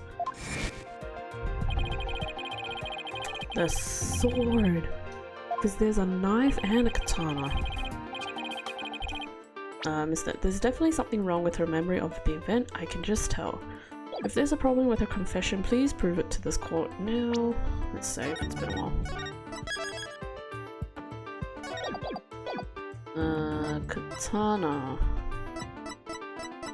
Take that! Isn't that the katana the defendant used to kill the victim, Mr. Wright? I respectfully and vehemently disagree, Your Honor. But I remember it. I remember holding the weapon and getting blood on my fingers. That's exactly my point.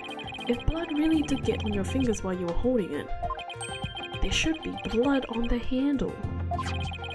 But please focus on the handle of the sword. There's not a trace of blood on it. And therefore, this is clearly a contradiction of the facts. You're right. No way.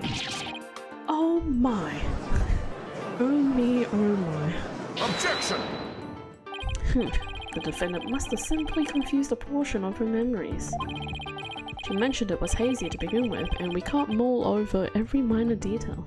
Objection! But she also said there's no question I remember it, a fact we can't ignore. In that case, why don't you explain what this contradiction with her memories means? Gladly. Just give me a second to think of something. I want to say that Athena didn't stab anyone, but she said it herself that she remembers the feeling of committing the act. Think, Phoenix, think. What could the contradiction with Athena's memories mean? The defendant used a different weapon? Because the knife is... Oh wait, no, the knife is... Wait.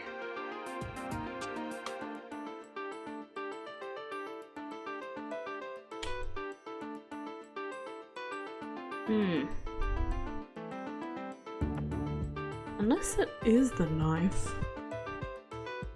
But is it the knife?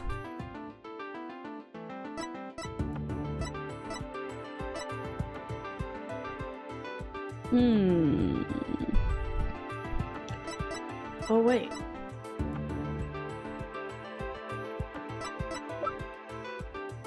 No, it looks like it might be the knife. Did I save? I might save just in case. I don't remember.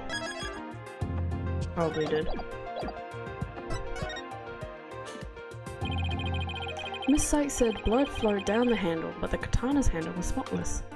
So, doesn't it follow that the defendant must have used a weapon other than the katana? What are you up to this time? This is it. This time I found the thing to end Athena's nightmare for good. The weapon that took Dr. Sykes' life was the katana. That much is for sure. But if I can show a possibility that Athena didn't use the katana, it could help me prove her innocent. A different weapon, you say? What weapon would that be, exactly? Right, of course you would ask that. I can see you're floundering, Mr. Wright. Did you speak without thinking again, as always? How does he do that? I can't back down now. Not here. Not now. That's right, I did. Because it's so obvious it doesn't require any thought. What did you say? Okay, maybe that was an exaggeration, but there has to be something. Was there some other bladed weapon in the robotics lab that day? The knife. Maybe there's something in one of the crime scene photos. Wait a minute, there is something. There is a high probability that that was in the lab. I don't have the particular weapon here in evidence right now, but I do have a piece of evidence just like it. Other than the katana, this is another blade that may have been at the crime scene. The knife. Take that! But that's the murder weapon in the Clay Terran case. Yes, this is the knife that took Mr. Terran's life. But there must have been a knife just like this at the scene 7 years ago as well. Toolkits containing utility knives like this one are issued to the Space Center employees. And a robotics lab, especially, would naturally have one of these around. Objection! That motion was not very smooth. The finger tapping. But besides the katana, no other bladed weapon was found at the site. It was in the investigation report, if you didn't know. Objection! You didn't see the case? Of course I knew that, once you told me just now. Then here's something else you already knew. There was a toolkit at the scene, but it didn't contain any blades. Here is a photo of its contents. Oh, now we have a close-up. You're right, I don't see any kind of bladed tool. Fine, but isn't there something odd about the design on these handles? They're not spelled out correctly. Therefore, there was no other bladed weapon in the room. Objection! I disagree. This toolkit contained a knife. And what proof do you have of that? Don't tell me your eye for an art is failing you too, Mr. Edgeworth. You are the last person in the world who should be criticizing my aesthetic sense. Dang, Phoenix be really going at him for his eyesight. That's just rude for towards people with glasses. Now, he's simply watching out for your ocular health. Please proceed, Mr. Wright. Notice that the handles of each of these tools have a sort of design on them. Ah, I see that they do. Well, what significance does that have? It's clear that one of the tools is missing from this kit. If we rearrange the tools into a specific pattern, we might be able to tell which part of the overall design is missing. Is that the theory your pitiful sense of aesthetics help you come up with? Edgeworth, just let it go, man. Show the court then, if you would. What pattern or design would we see if we were to arrange the tools? This. Take that! And what design is this supposed to represent? The Gyaxa logo, Your Honor. Gyaxa? Gyaxa. I forgot how I pronounced it. It's on all of the Space Center's documents and pamphlets. As you're aware, Gyaxa is the program that operates the Cosmos Space Center, excuse me. Look at how brightly the Gyaxa logo shines in the sunlight above the entranceway. I really dig the stars and rocket motive it's got going. Gyaxa, huh? Isn't that the new name of the Federal Space R&D program? Ah, I think I see it now, but... Yes, with just the tools shown in this photo. Oh, I wanted to rearrange it myself. The red A part of the logo is missing. And this is where the murder weapon from the Terran case comes in play. If we were to place the utility kit in the open slot... Oh my gosh, the missing knife. It would complete the Gaiaxa logo. So it would. Then that means... Admit it, Mr. Edgeworth. My aesthetic sense is keener than yours, and while you're at it, admit that the weapon Miss Sykes used could have been this one. You.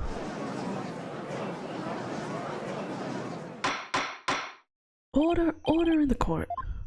Sorry for the choppiness. Miss Sykes confessed to have a memory of stabbing the victim. Admittedly, Miss Sykes most likely did stab someone using the utility knife. However, the weapon used to kill Dr. Sykes was the katana. Therefore, the act of stabbing that Miss Sykes remembers couldn't be that of Dr. Sykes. Very well, let's suppose for a minute that Miss Sykes did use the utility knife. Tell me, how does that change anything? Come again. What if the katana was only being used as a decoy to conceal the true murder weapon? What if the real murder weapon that took the victim's life was the utility knife? Don't be ridiculous, or are you changing the premise of your entire argument? Tell me why. I'm merely offering a hypothetical situation derived from your logic.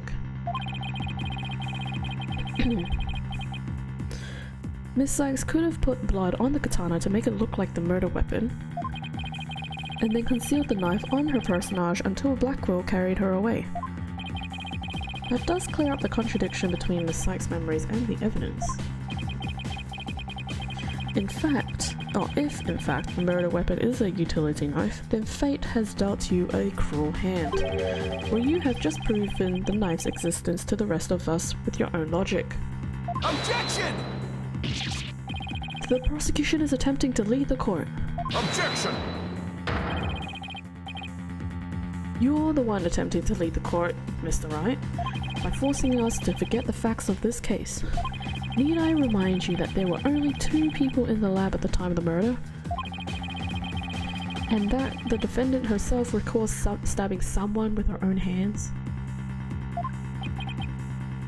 No. It matters not whether the murder weapon was a katana or a utility knife, as long as we know that the victim and the defendant were the only ones there. Cannot escape the fact that it was Athena Sykes who killed her own mother. I don't believe it. Why? Why does this keep happening? I don't know, because you guys are just going around in circles with your arguments. This is literally going nowhere. Every time I find a contradiction, it vanishes and the suspicion keeps coming back. Yeah, no kidding.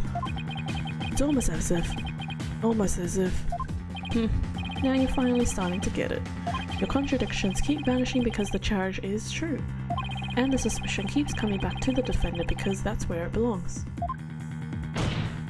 Phoenix Wright, when will you open your eyes and accept the truth? And ignore my poor aesthetics. I mean, my great aesthetics.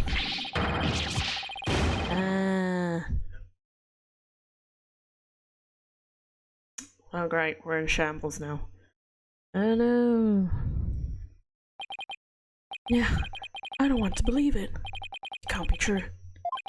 Nah, but what if? Mr. Wright, you fought a good fight. I think you've done all you can do. Uh-oh, back to the dark again. Is giving up really the only option? Well, I would like this case to end at some point. No, snap out of it, Phoenix. What's the matter with you? Giving in to doubt? I can't look back. Forward is the only way to go. Well, that was a quick recovery. No, Your Honor, not yet. It isn't over yet. Right. I can't lose sight of what's important. I believe in Athena, and I'll always believe in her, to the very end. As a defense lawyer never gives up on his client. I have to pick myself up and stand firm. Make that brain of yours work, Phoenix. Are we doing a brain blast right now? If I don't see a way, I'll just have to go back and look for one. Brain blast? Time to rethink this case thoroughly. Ooh, brain blast! This might be choppy, I'm sorry in advance. I can see the fact that Athena must have stabbed someone with the utility knife. That must have been what Ponko witnessed as Athena's hug. But Prosecutor Blackwell didn't see the knife at the scene. This means that someone must have removed it from the lab before he arrived. Who could have taken the utility knife from the lab? Someone else? The third person was at the scene. If I trust in Athena, then I have to conclude that there was a third person at the scene. But according to Ponko's testimony, Athena and her mother were the only two there. So then how did this third person manage to escape Ponko's detection? I know, this person must have fooled Ponko's facial recognition feature by covering Ponko's face, the victim's face, their own face. The person hid their face. But wait a minute, Ponko has a heartbeat detection system too. Even if they covered their own face, Ponko would have still detected their presence. But she wouldn't have been able to tell who they were. Wait, that's it. The culprit could have covered their face and posed as which person to avoid detection. Smetus. Person posed as the victim. If the culprit posed as the victim, that would explain why Ponko thought only she and Athena were there. All they had to do was take advantage of Ponko's basic recognition features. The culprit used this in order to pose as the victim. The jacket? The culprit could have posed as the victim by wearing her jacket with the ID tag on it. That still leaves the heartbeat detection system. How did the culprit get around that? It wouldn't have worked if Ponko could detect the real Dr. Sykes' heartbeat too. Oh, did this person already kill Dr. Sykes? Oh. Does that mean that the real Dr. Sykes was already dead by that time? If that's the case, then who did Athena stab? The culprit. Athena stabbed the real culprit. That's it. The person Athena stabbed wasn't Dr. Sykes. It was the person who murdered her and then pretended to be her. The real culprit. And we're back.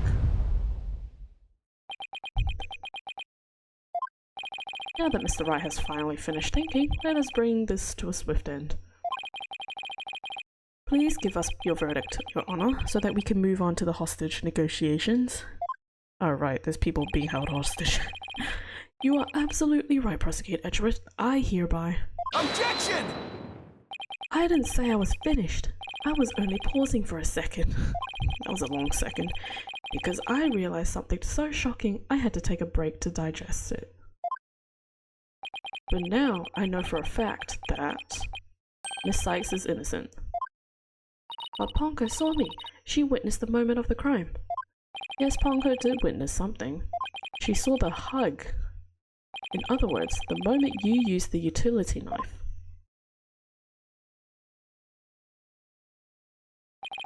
But the person you stabbed wasn't your mother. What are you saying, Mr. Wright? The answer is simple. The person Miss Sykes stabbed was a third person posing as Dr. Sykes. What? They were? Objection! Please tell me we're getting closer. Do you really expect us to swallow that, Mr. Wright? According to the robot's statements, there was no third person. Did you really think I wouldn't see through your ludicrous grab for time? Objection! After all we've been through, Mr. Edgeworth, I'm disappointed. Don't you know by now that this smile of mine means I have absolute confidence? You make that pose all the time regardless of the facts. Plonker's strange malfunction.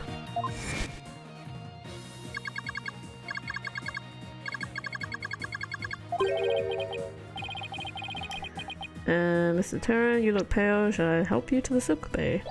Mr. Terran, but that's Apollo you're talking to. Oh, this hunk of junk here is mistaking Apollo for Clay.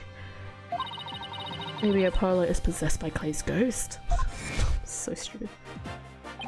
That was another case of mistaken identity caused by a jacket ID.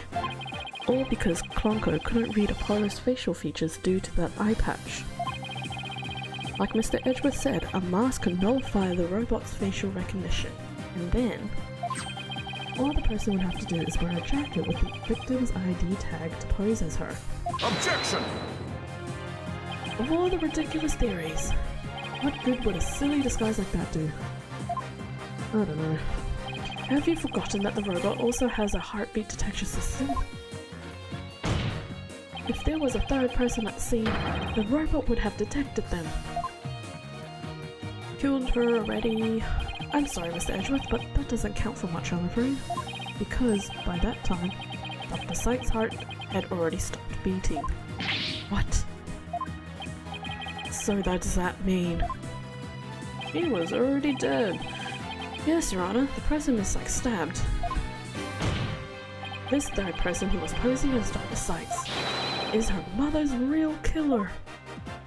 But that's impossible.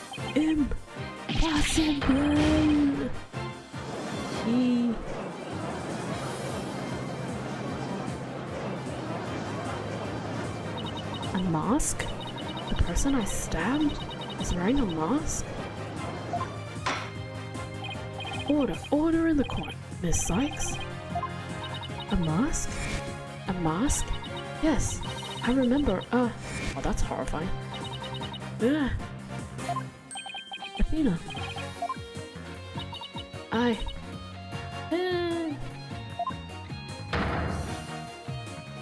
Is it broken yet? Nope, it's still there. I remember a man with a mask. That is so creepy. How could he? What did he do with my mother? Or to my mother? Ugh, my head. Ugh. Miss Sykes, are you alright? No. No! Oh, they're breaking. The black sidewalks. They're breaking. Finally.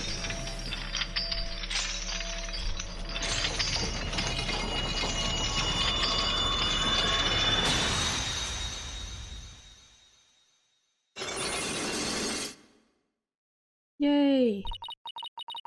It's all coming back to me. Everything that happened the day my mother was murdered. Is there a cutscene or am I still reading? I'm still reading. They're gone. The black sidewalks are finally gone. You didn't really stab your mother, did you? Ah, chains. Good old chains. It's alright, Athena. Just tell us what you saw that day. I was drawing a picture. When I was done, I went to show it to my mum. I opened the door, and then... You saw the guy's face, or the mask, didn't you? It's alright, I'm here. You're safe, Athena. She was on the floor, by the workbench, with the katana sticking out of her. Man, this case is quite morbid. I am so sorry if you guys are not into this. or this is too much. There was a handkerchief over her face, but I knew it was her by her clothes. And there was a man there. A man? Hold it! Quiet, Your Honor. Dang, Phoenix, telling the judge to shut up. For once, that is much appreciated, but at the same time, yikes. Go on, Athena. He tried to attack me. In a panic, I grabbed the knife that was there and... he dodged at first, so I only got his clothes. But I tried again. And this time you got him, didn't you? I did.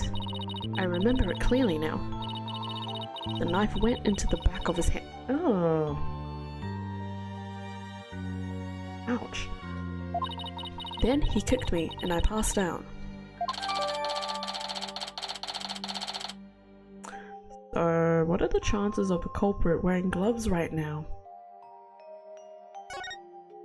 When I came to, my mom wasn't moving. I had to do something. I had to fix her, I thought.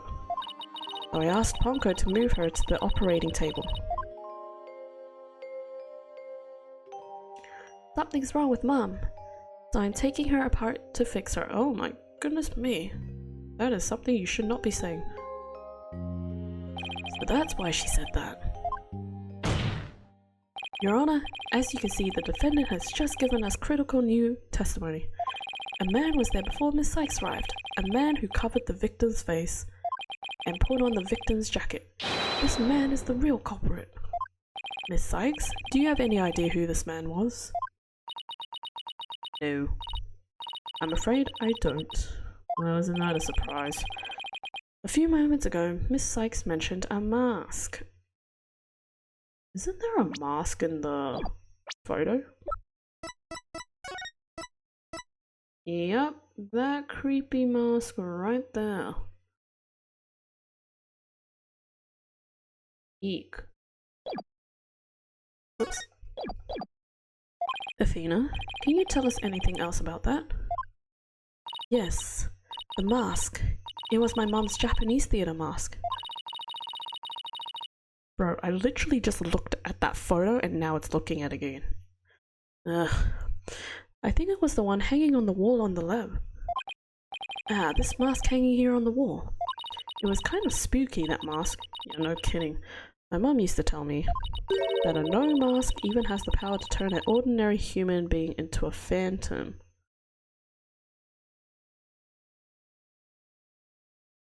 What the heck?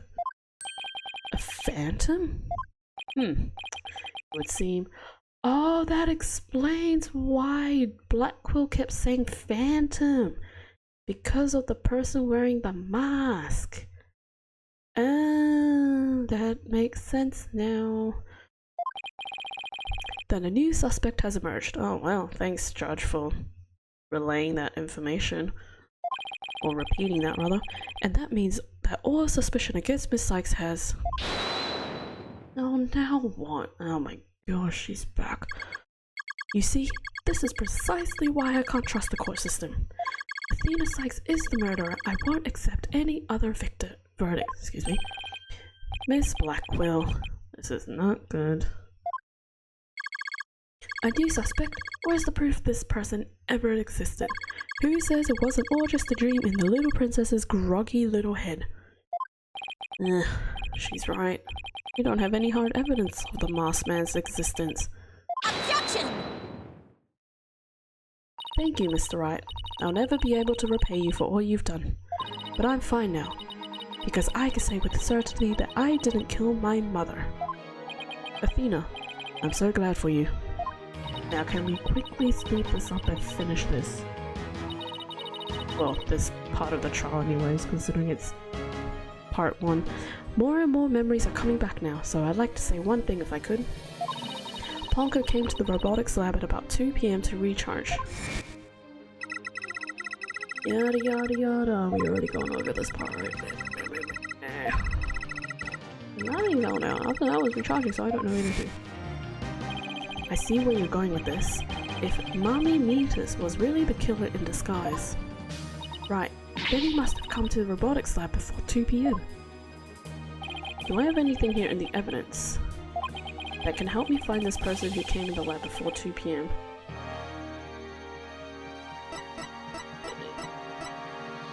Is it this video?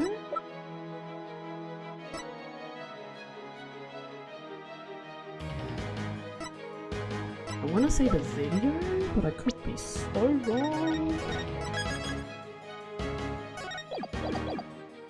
Take that! Okay, there's a video. This is Prosecutor Blackwell leaving the scene after the incident at around 3 PM. What I'm wondering is, does the video show anyone else passing there or by there before then? I don't see anything in the investigation report, and it looks like they didn't check. Just as I thought. So if we rewind the footage and go back to around 2 PM, we should be able to see the true culprit leaving the scene. Very well then, let's take a look. There, please stop it right there. What is this going to look like?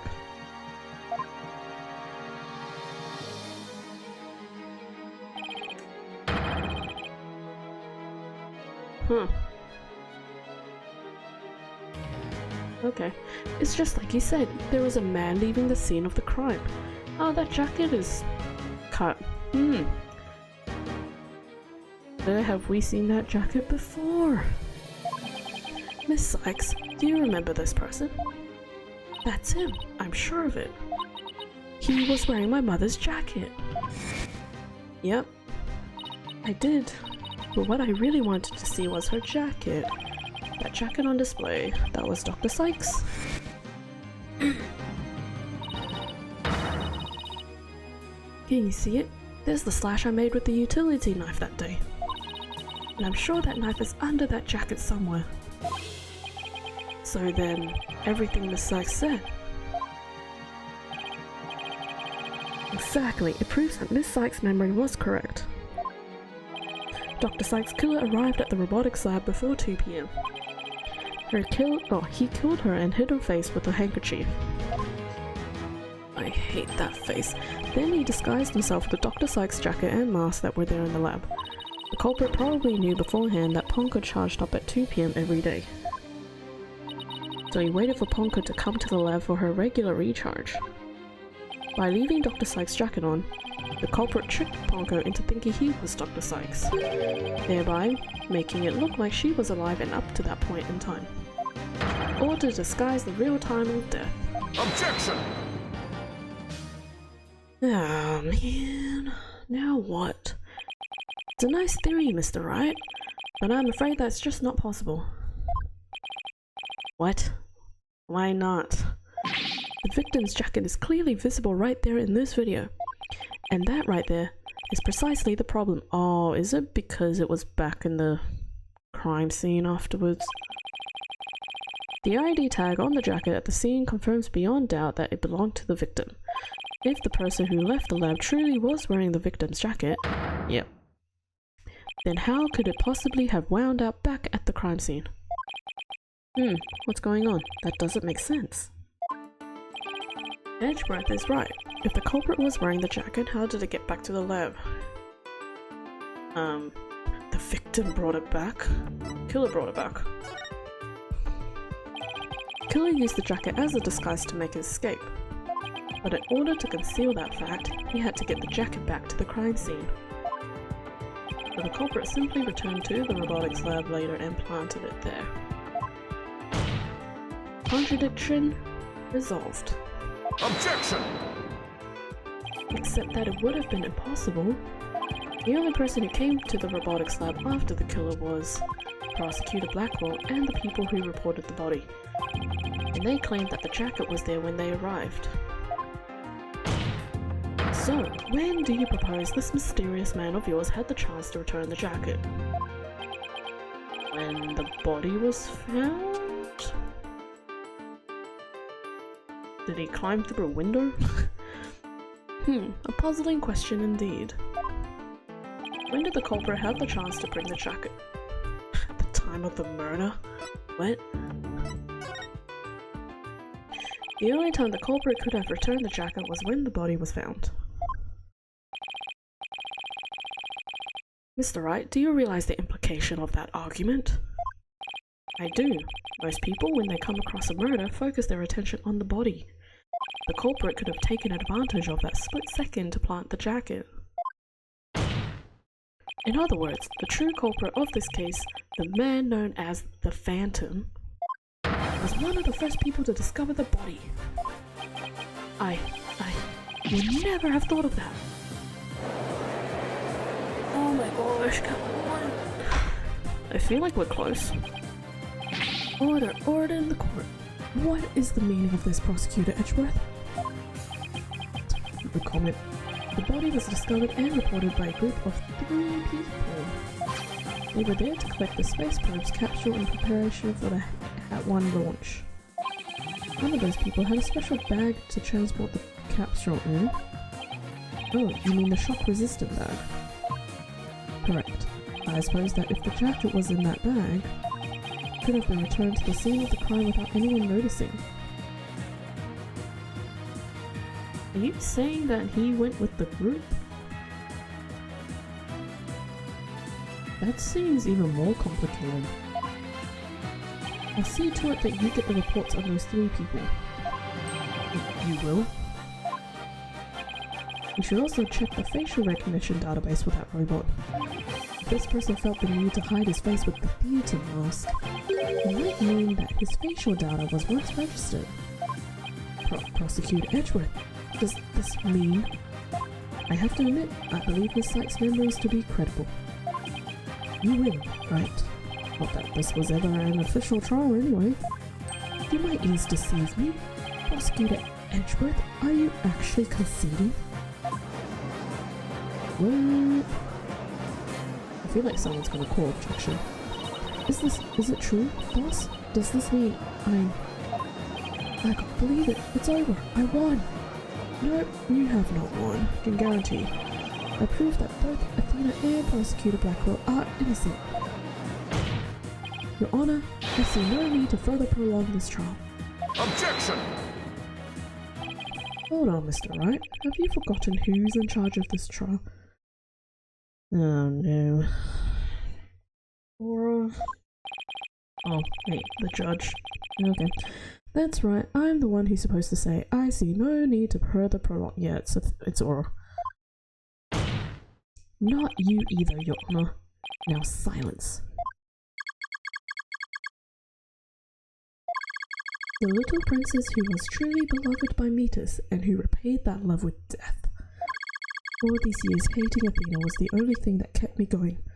But what do I do now? Can anybody tell me? How am I supposed to go on? It's Blackwell. How unlike you, Aura. Metis was deeply passionate about her work, and she chose you as her partner. Isn't that— Shut up, Simon. You know exactly how I felt about her. Her respect as a co-worker wasn't all that I wanted. Oh, great. One of those. Then what did you want from her? Did you really just go there for your honor?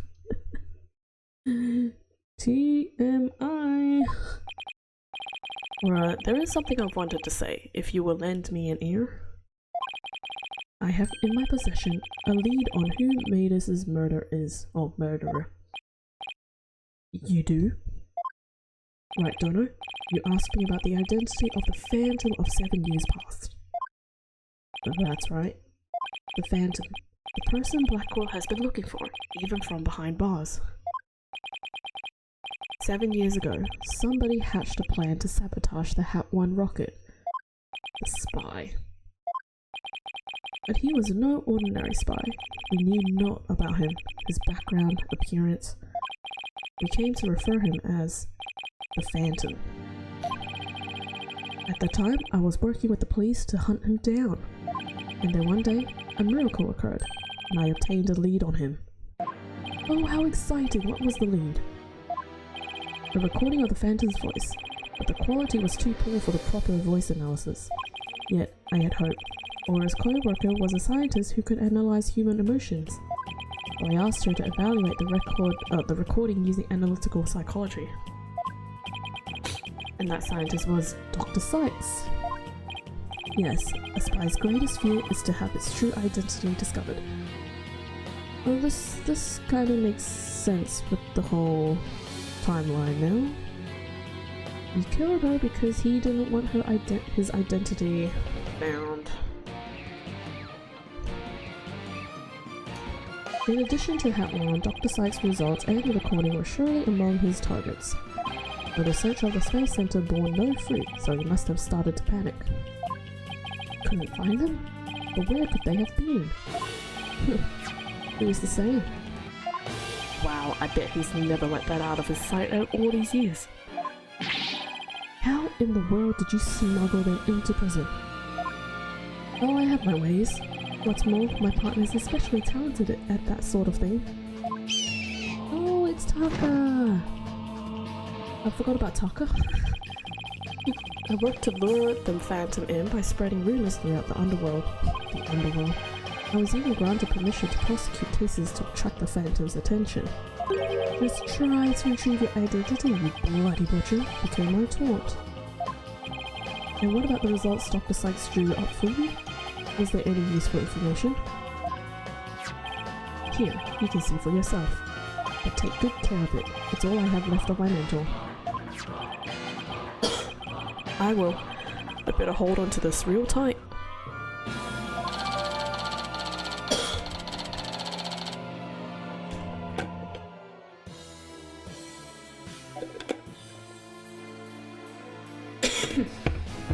Excuse me.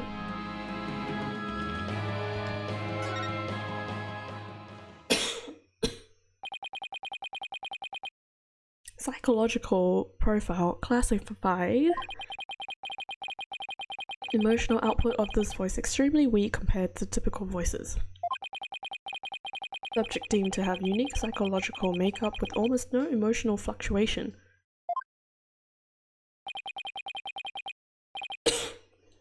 No emotional fluctuation, huh? A spy who experiences no emotions, not sadness, nor anger, and naturally, no fear. He is the very definition of a phantom, a monster with no heart, don't you see? This creature is the rot that destroyed our lives and set what ails us all into motion. Phantom indeed, a fitting name for the one who has brought darkness to our world. Well then, it seems a faint image of this man has started to take shape. Based on what we have learned, I'd like all of you to conduct further investigation. Are you kidding me? Bro. Black Quill is gonna die tomorrow. You still want us to investigate? Something wrong with you? This is not a formal trial, but I do want to follow protocol. If I may, I'd like to hand down my verdicts and bring these proceedings to an end. Thank goodness. Whatever, do what you want. You'll hear no objections from me. Yes, please, Your Honor. It's over. It's finally over. It is not finally over, I can already tell. Very well, in that case, Prosecutor Blackwell, could you please take the stand? As a result of this trial, your innocence has been proven. The verdict handed down 7 years ago is hereby overturned. That's it. And now the defendant of the current trial, Miss Athena Sykes. Yes, Your Honor? Mr. Wright, thank you for your everything. I said yes, Your Honor, with a question mark at the end. Whoops. Athena, you're more than welcome. If everyone is ready, I will now give my verdict. Someone's gonna interrupt it, isn't it? Yep. Saw that coming. Who is it now? You! Oh, it's Apollo. Well, you took your sweet time. What do you have to say now? Apollo! What is the meaning of this? Congratulations, Mr. Wright and Prosecutor Edgeworth. You uncovered the truth from 7 years ago and you saved Prosecutor Blackwell. What? I'm very confused about why he's saying this. However, I can't allow this trial to end just yet. Oh my gosh. Oh boy. Why, Apollo? Why would you do this to us? Because he wants his friend's murderer to be guilty. He hasn't found his friend's murderer. Oh, it says to be continued. Well, Okay. I was kind of expecting like a cutscene or something. Oh, wow, look at that. First thing we have to do is cross-examine a parlor. Oh boy. But that isn't until tomorrow. We will be back tomorrow. But for now, I will be ending the stream today.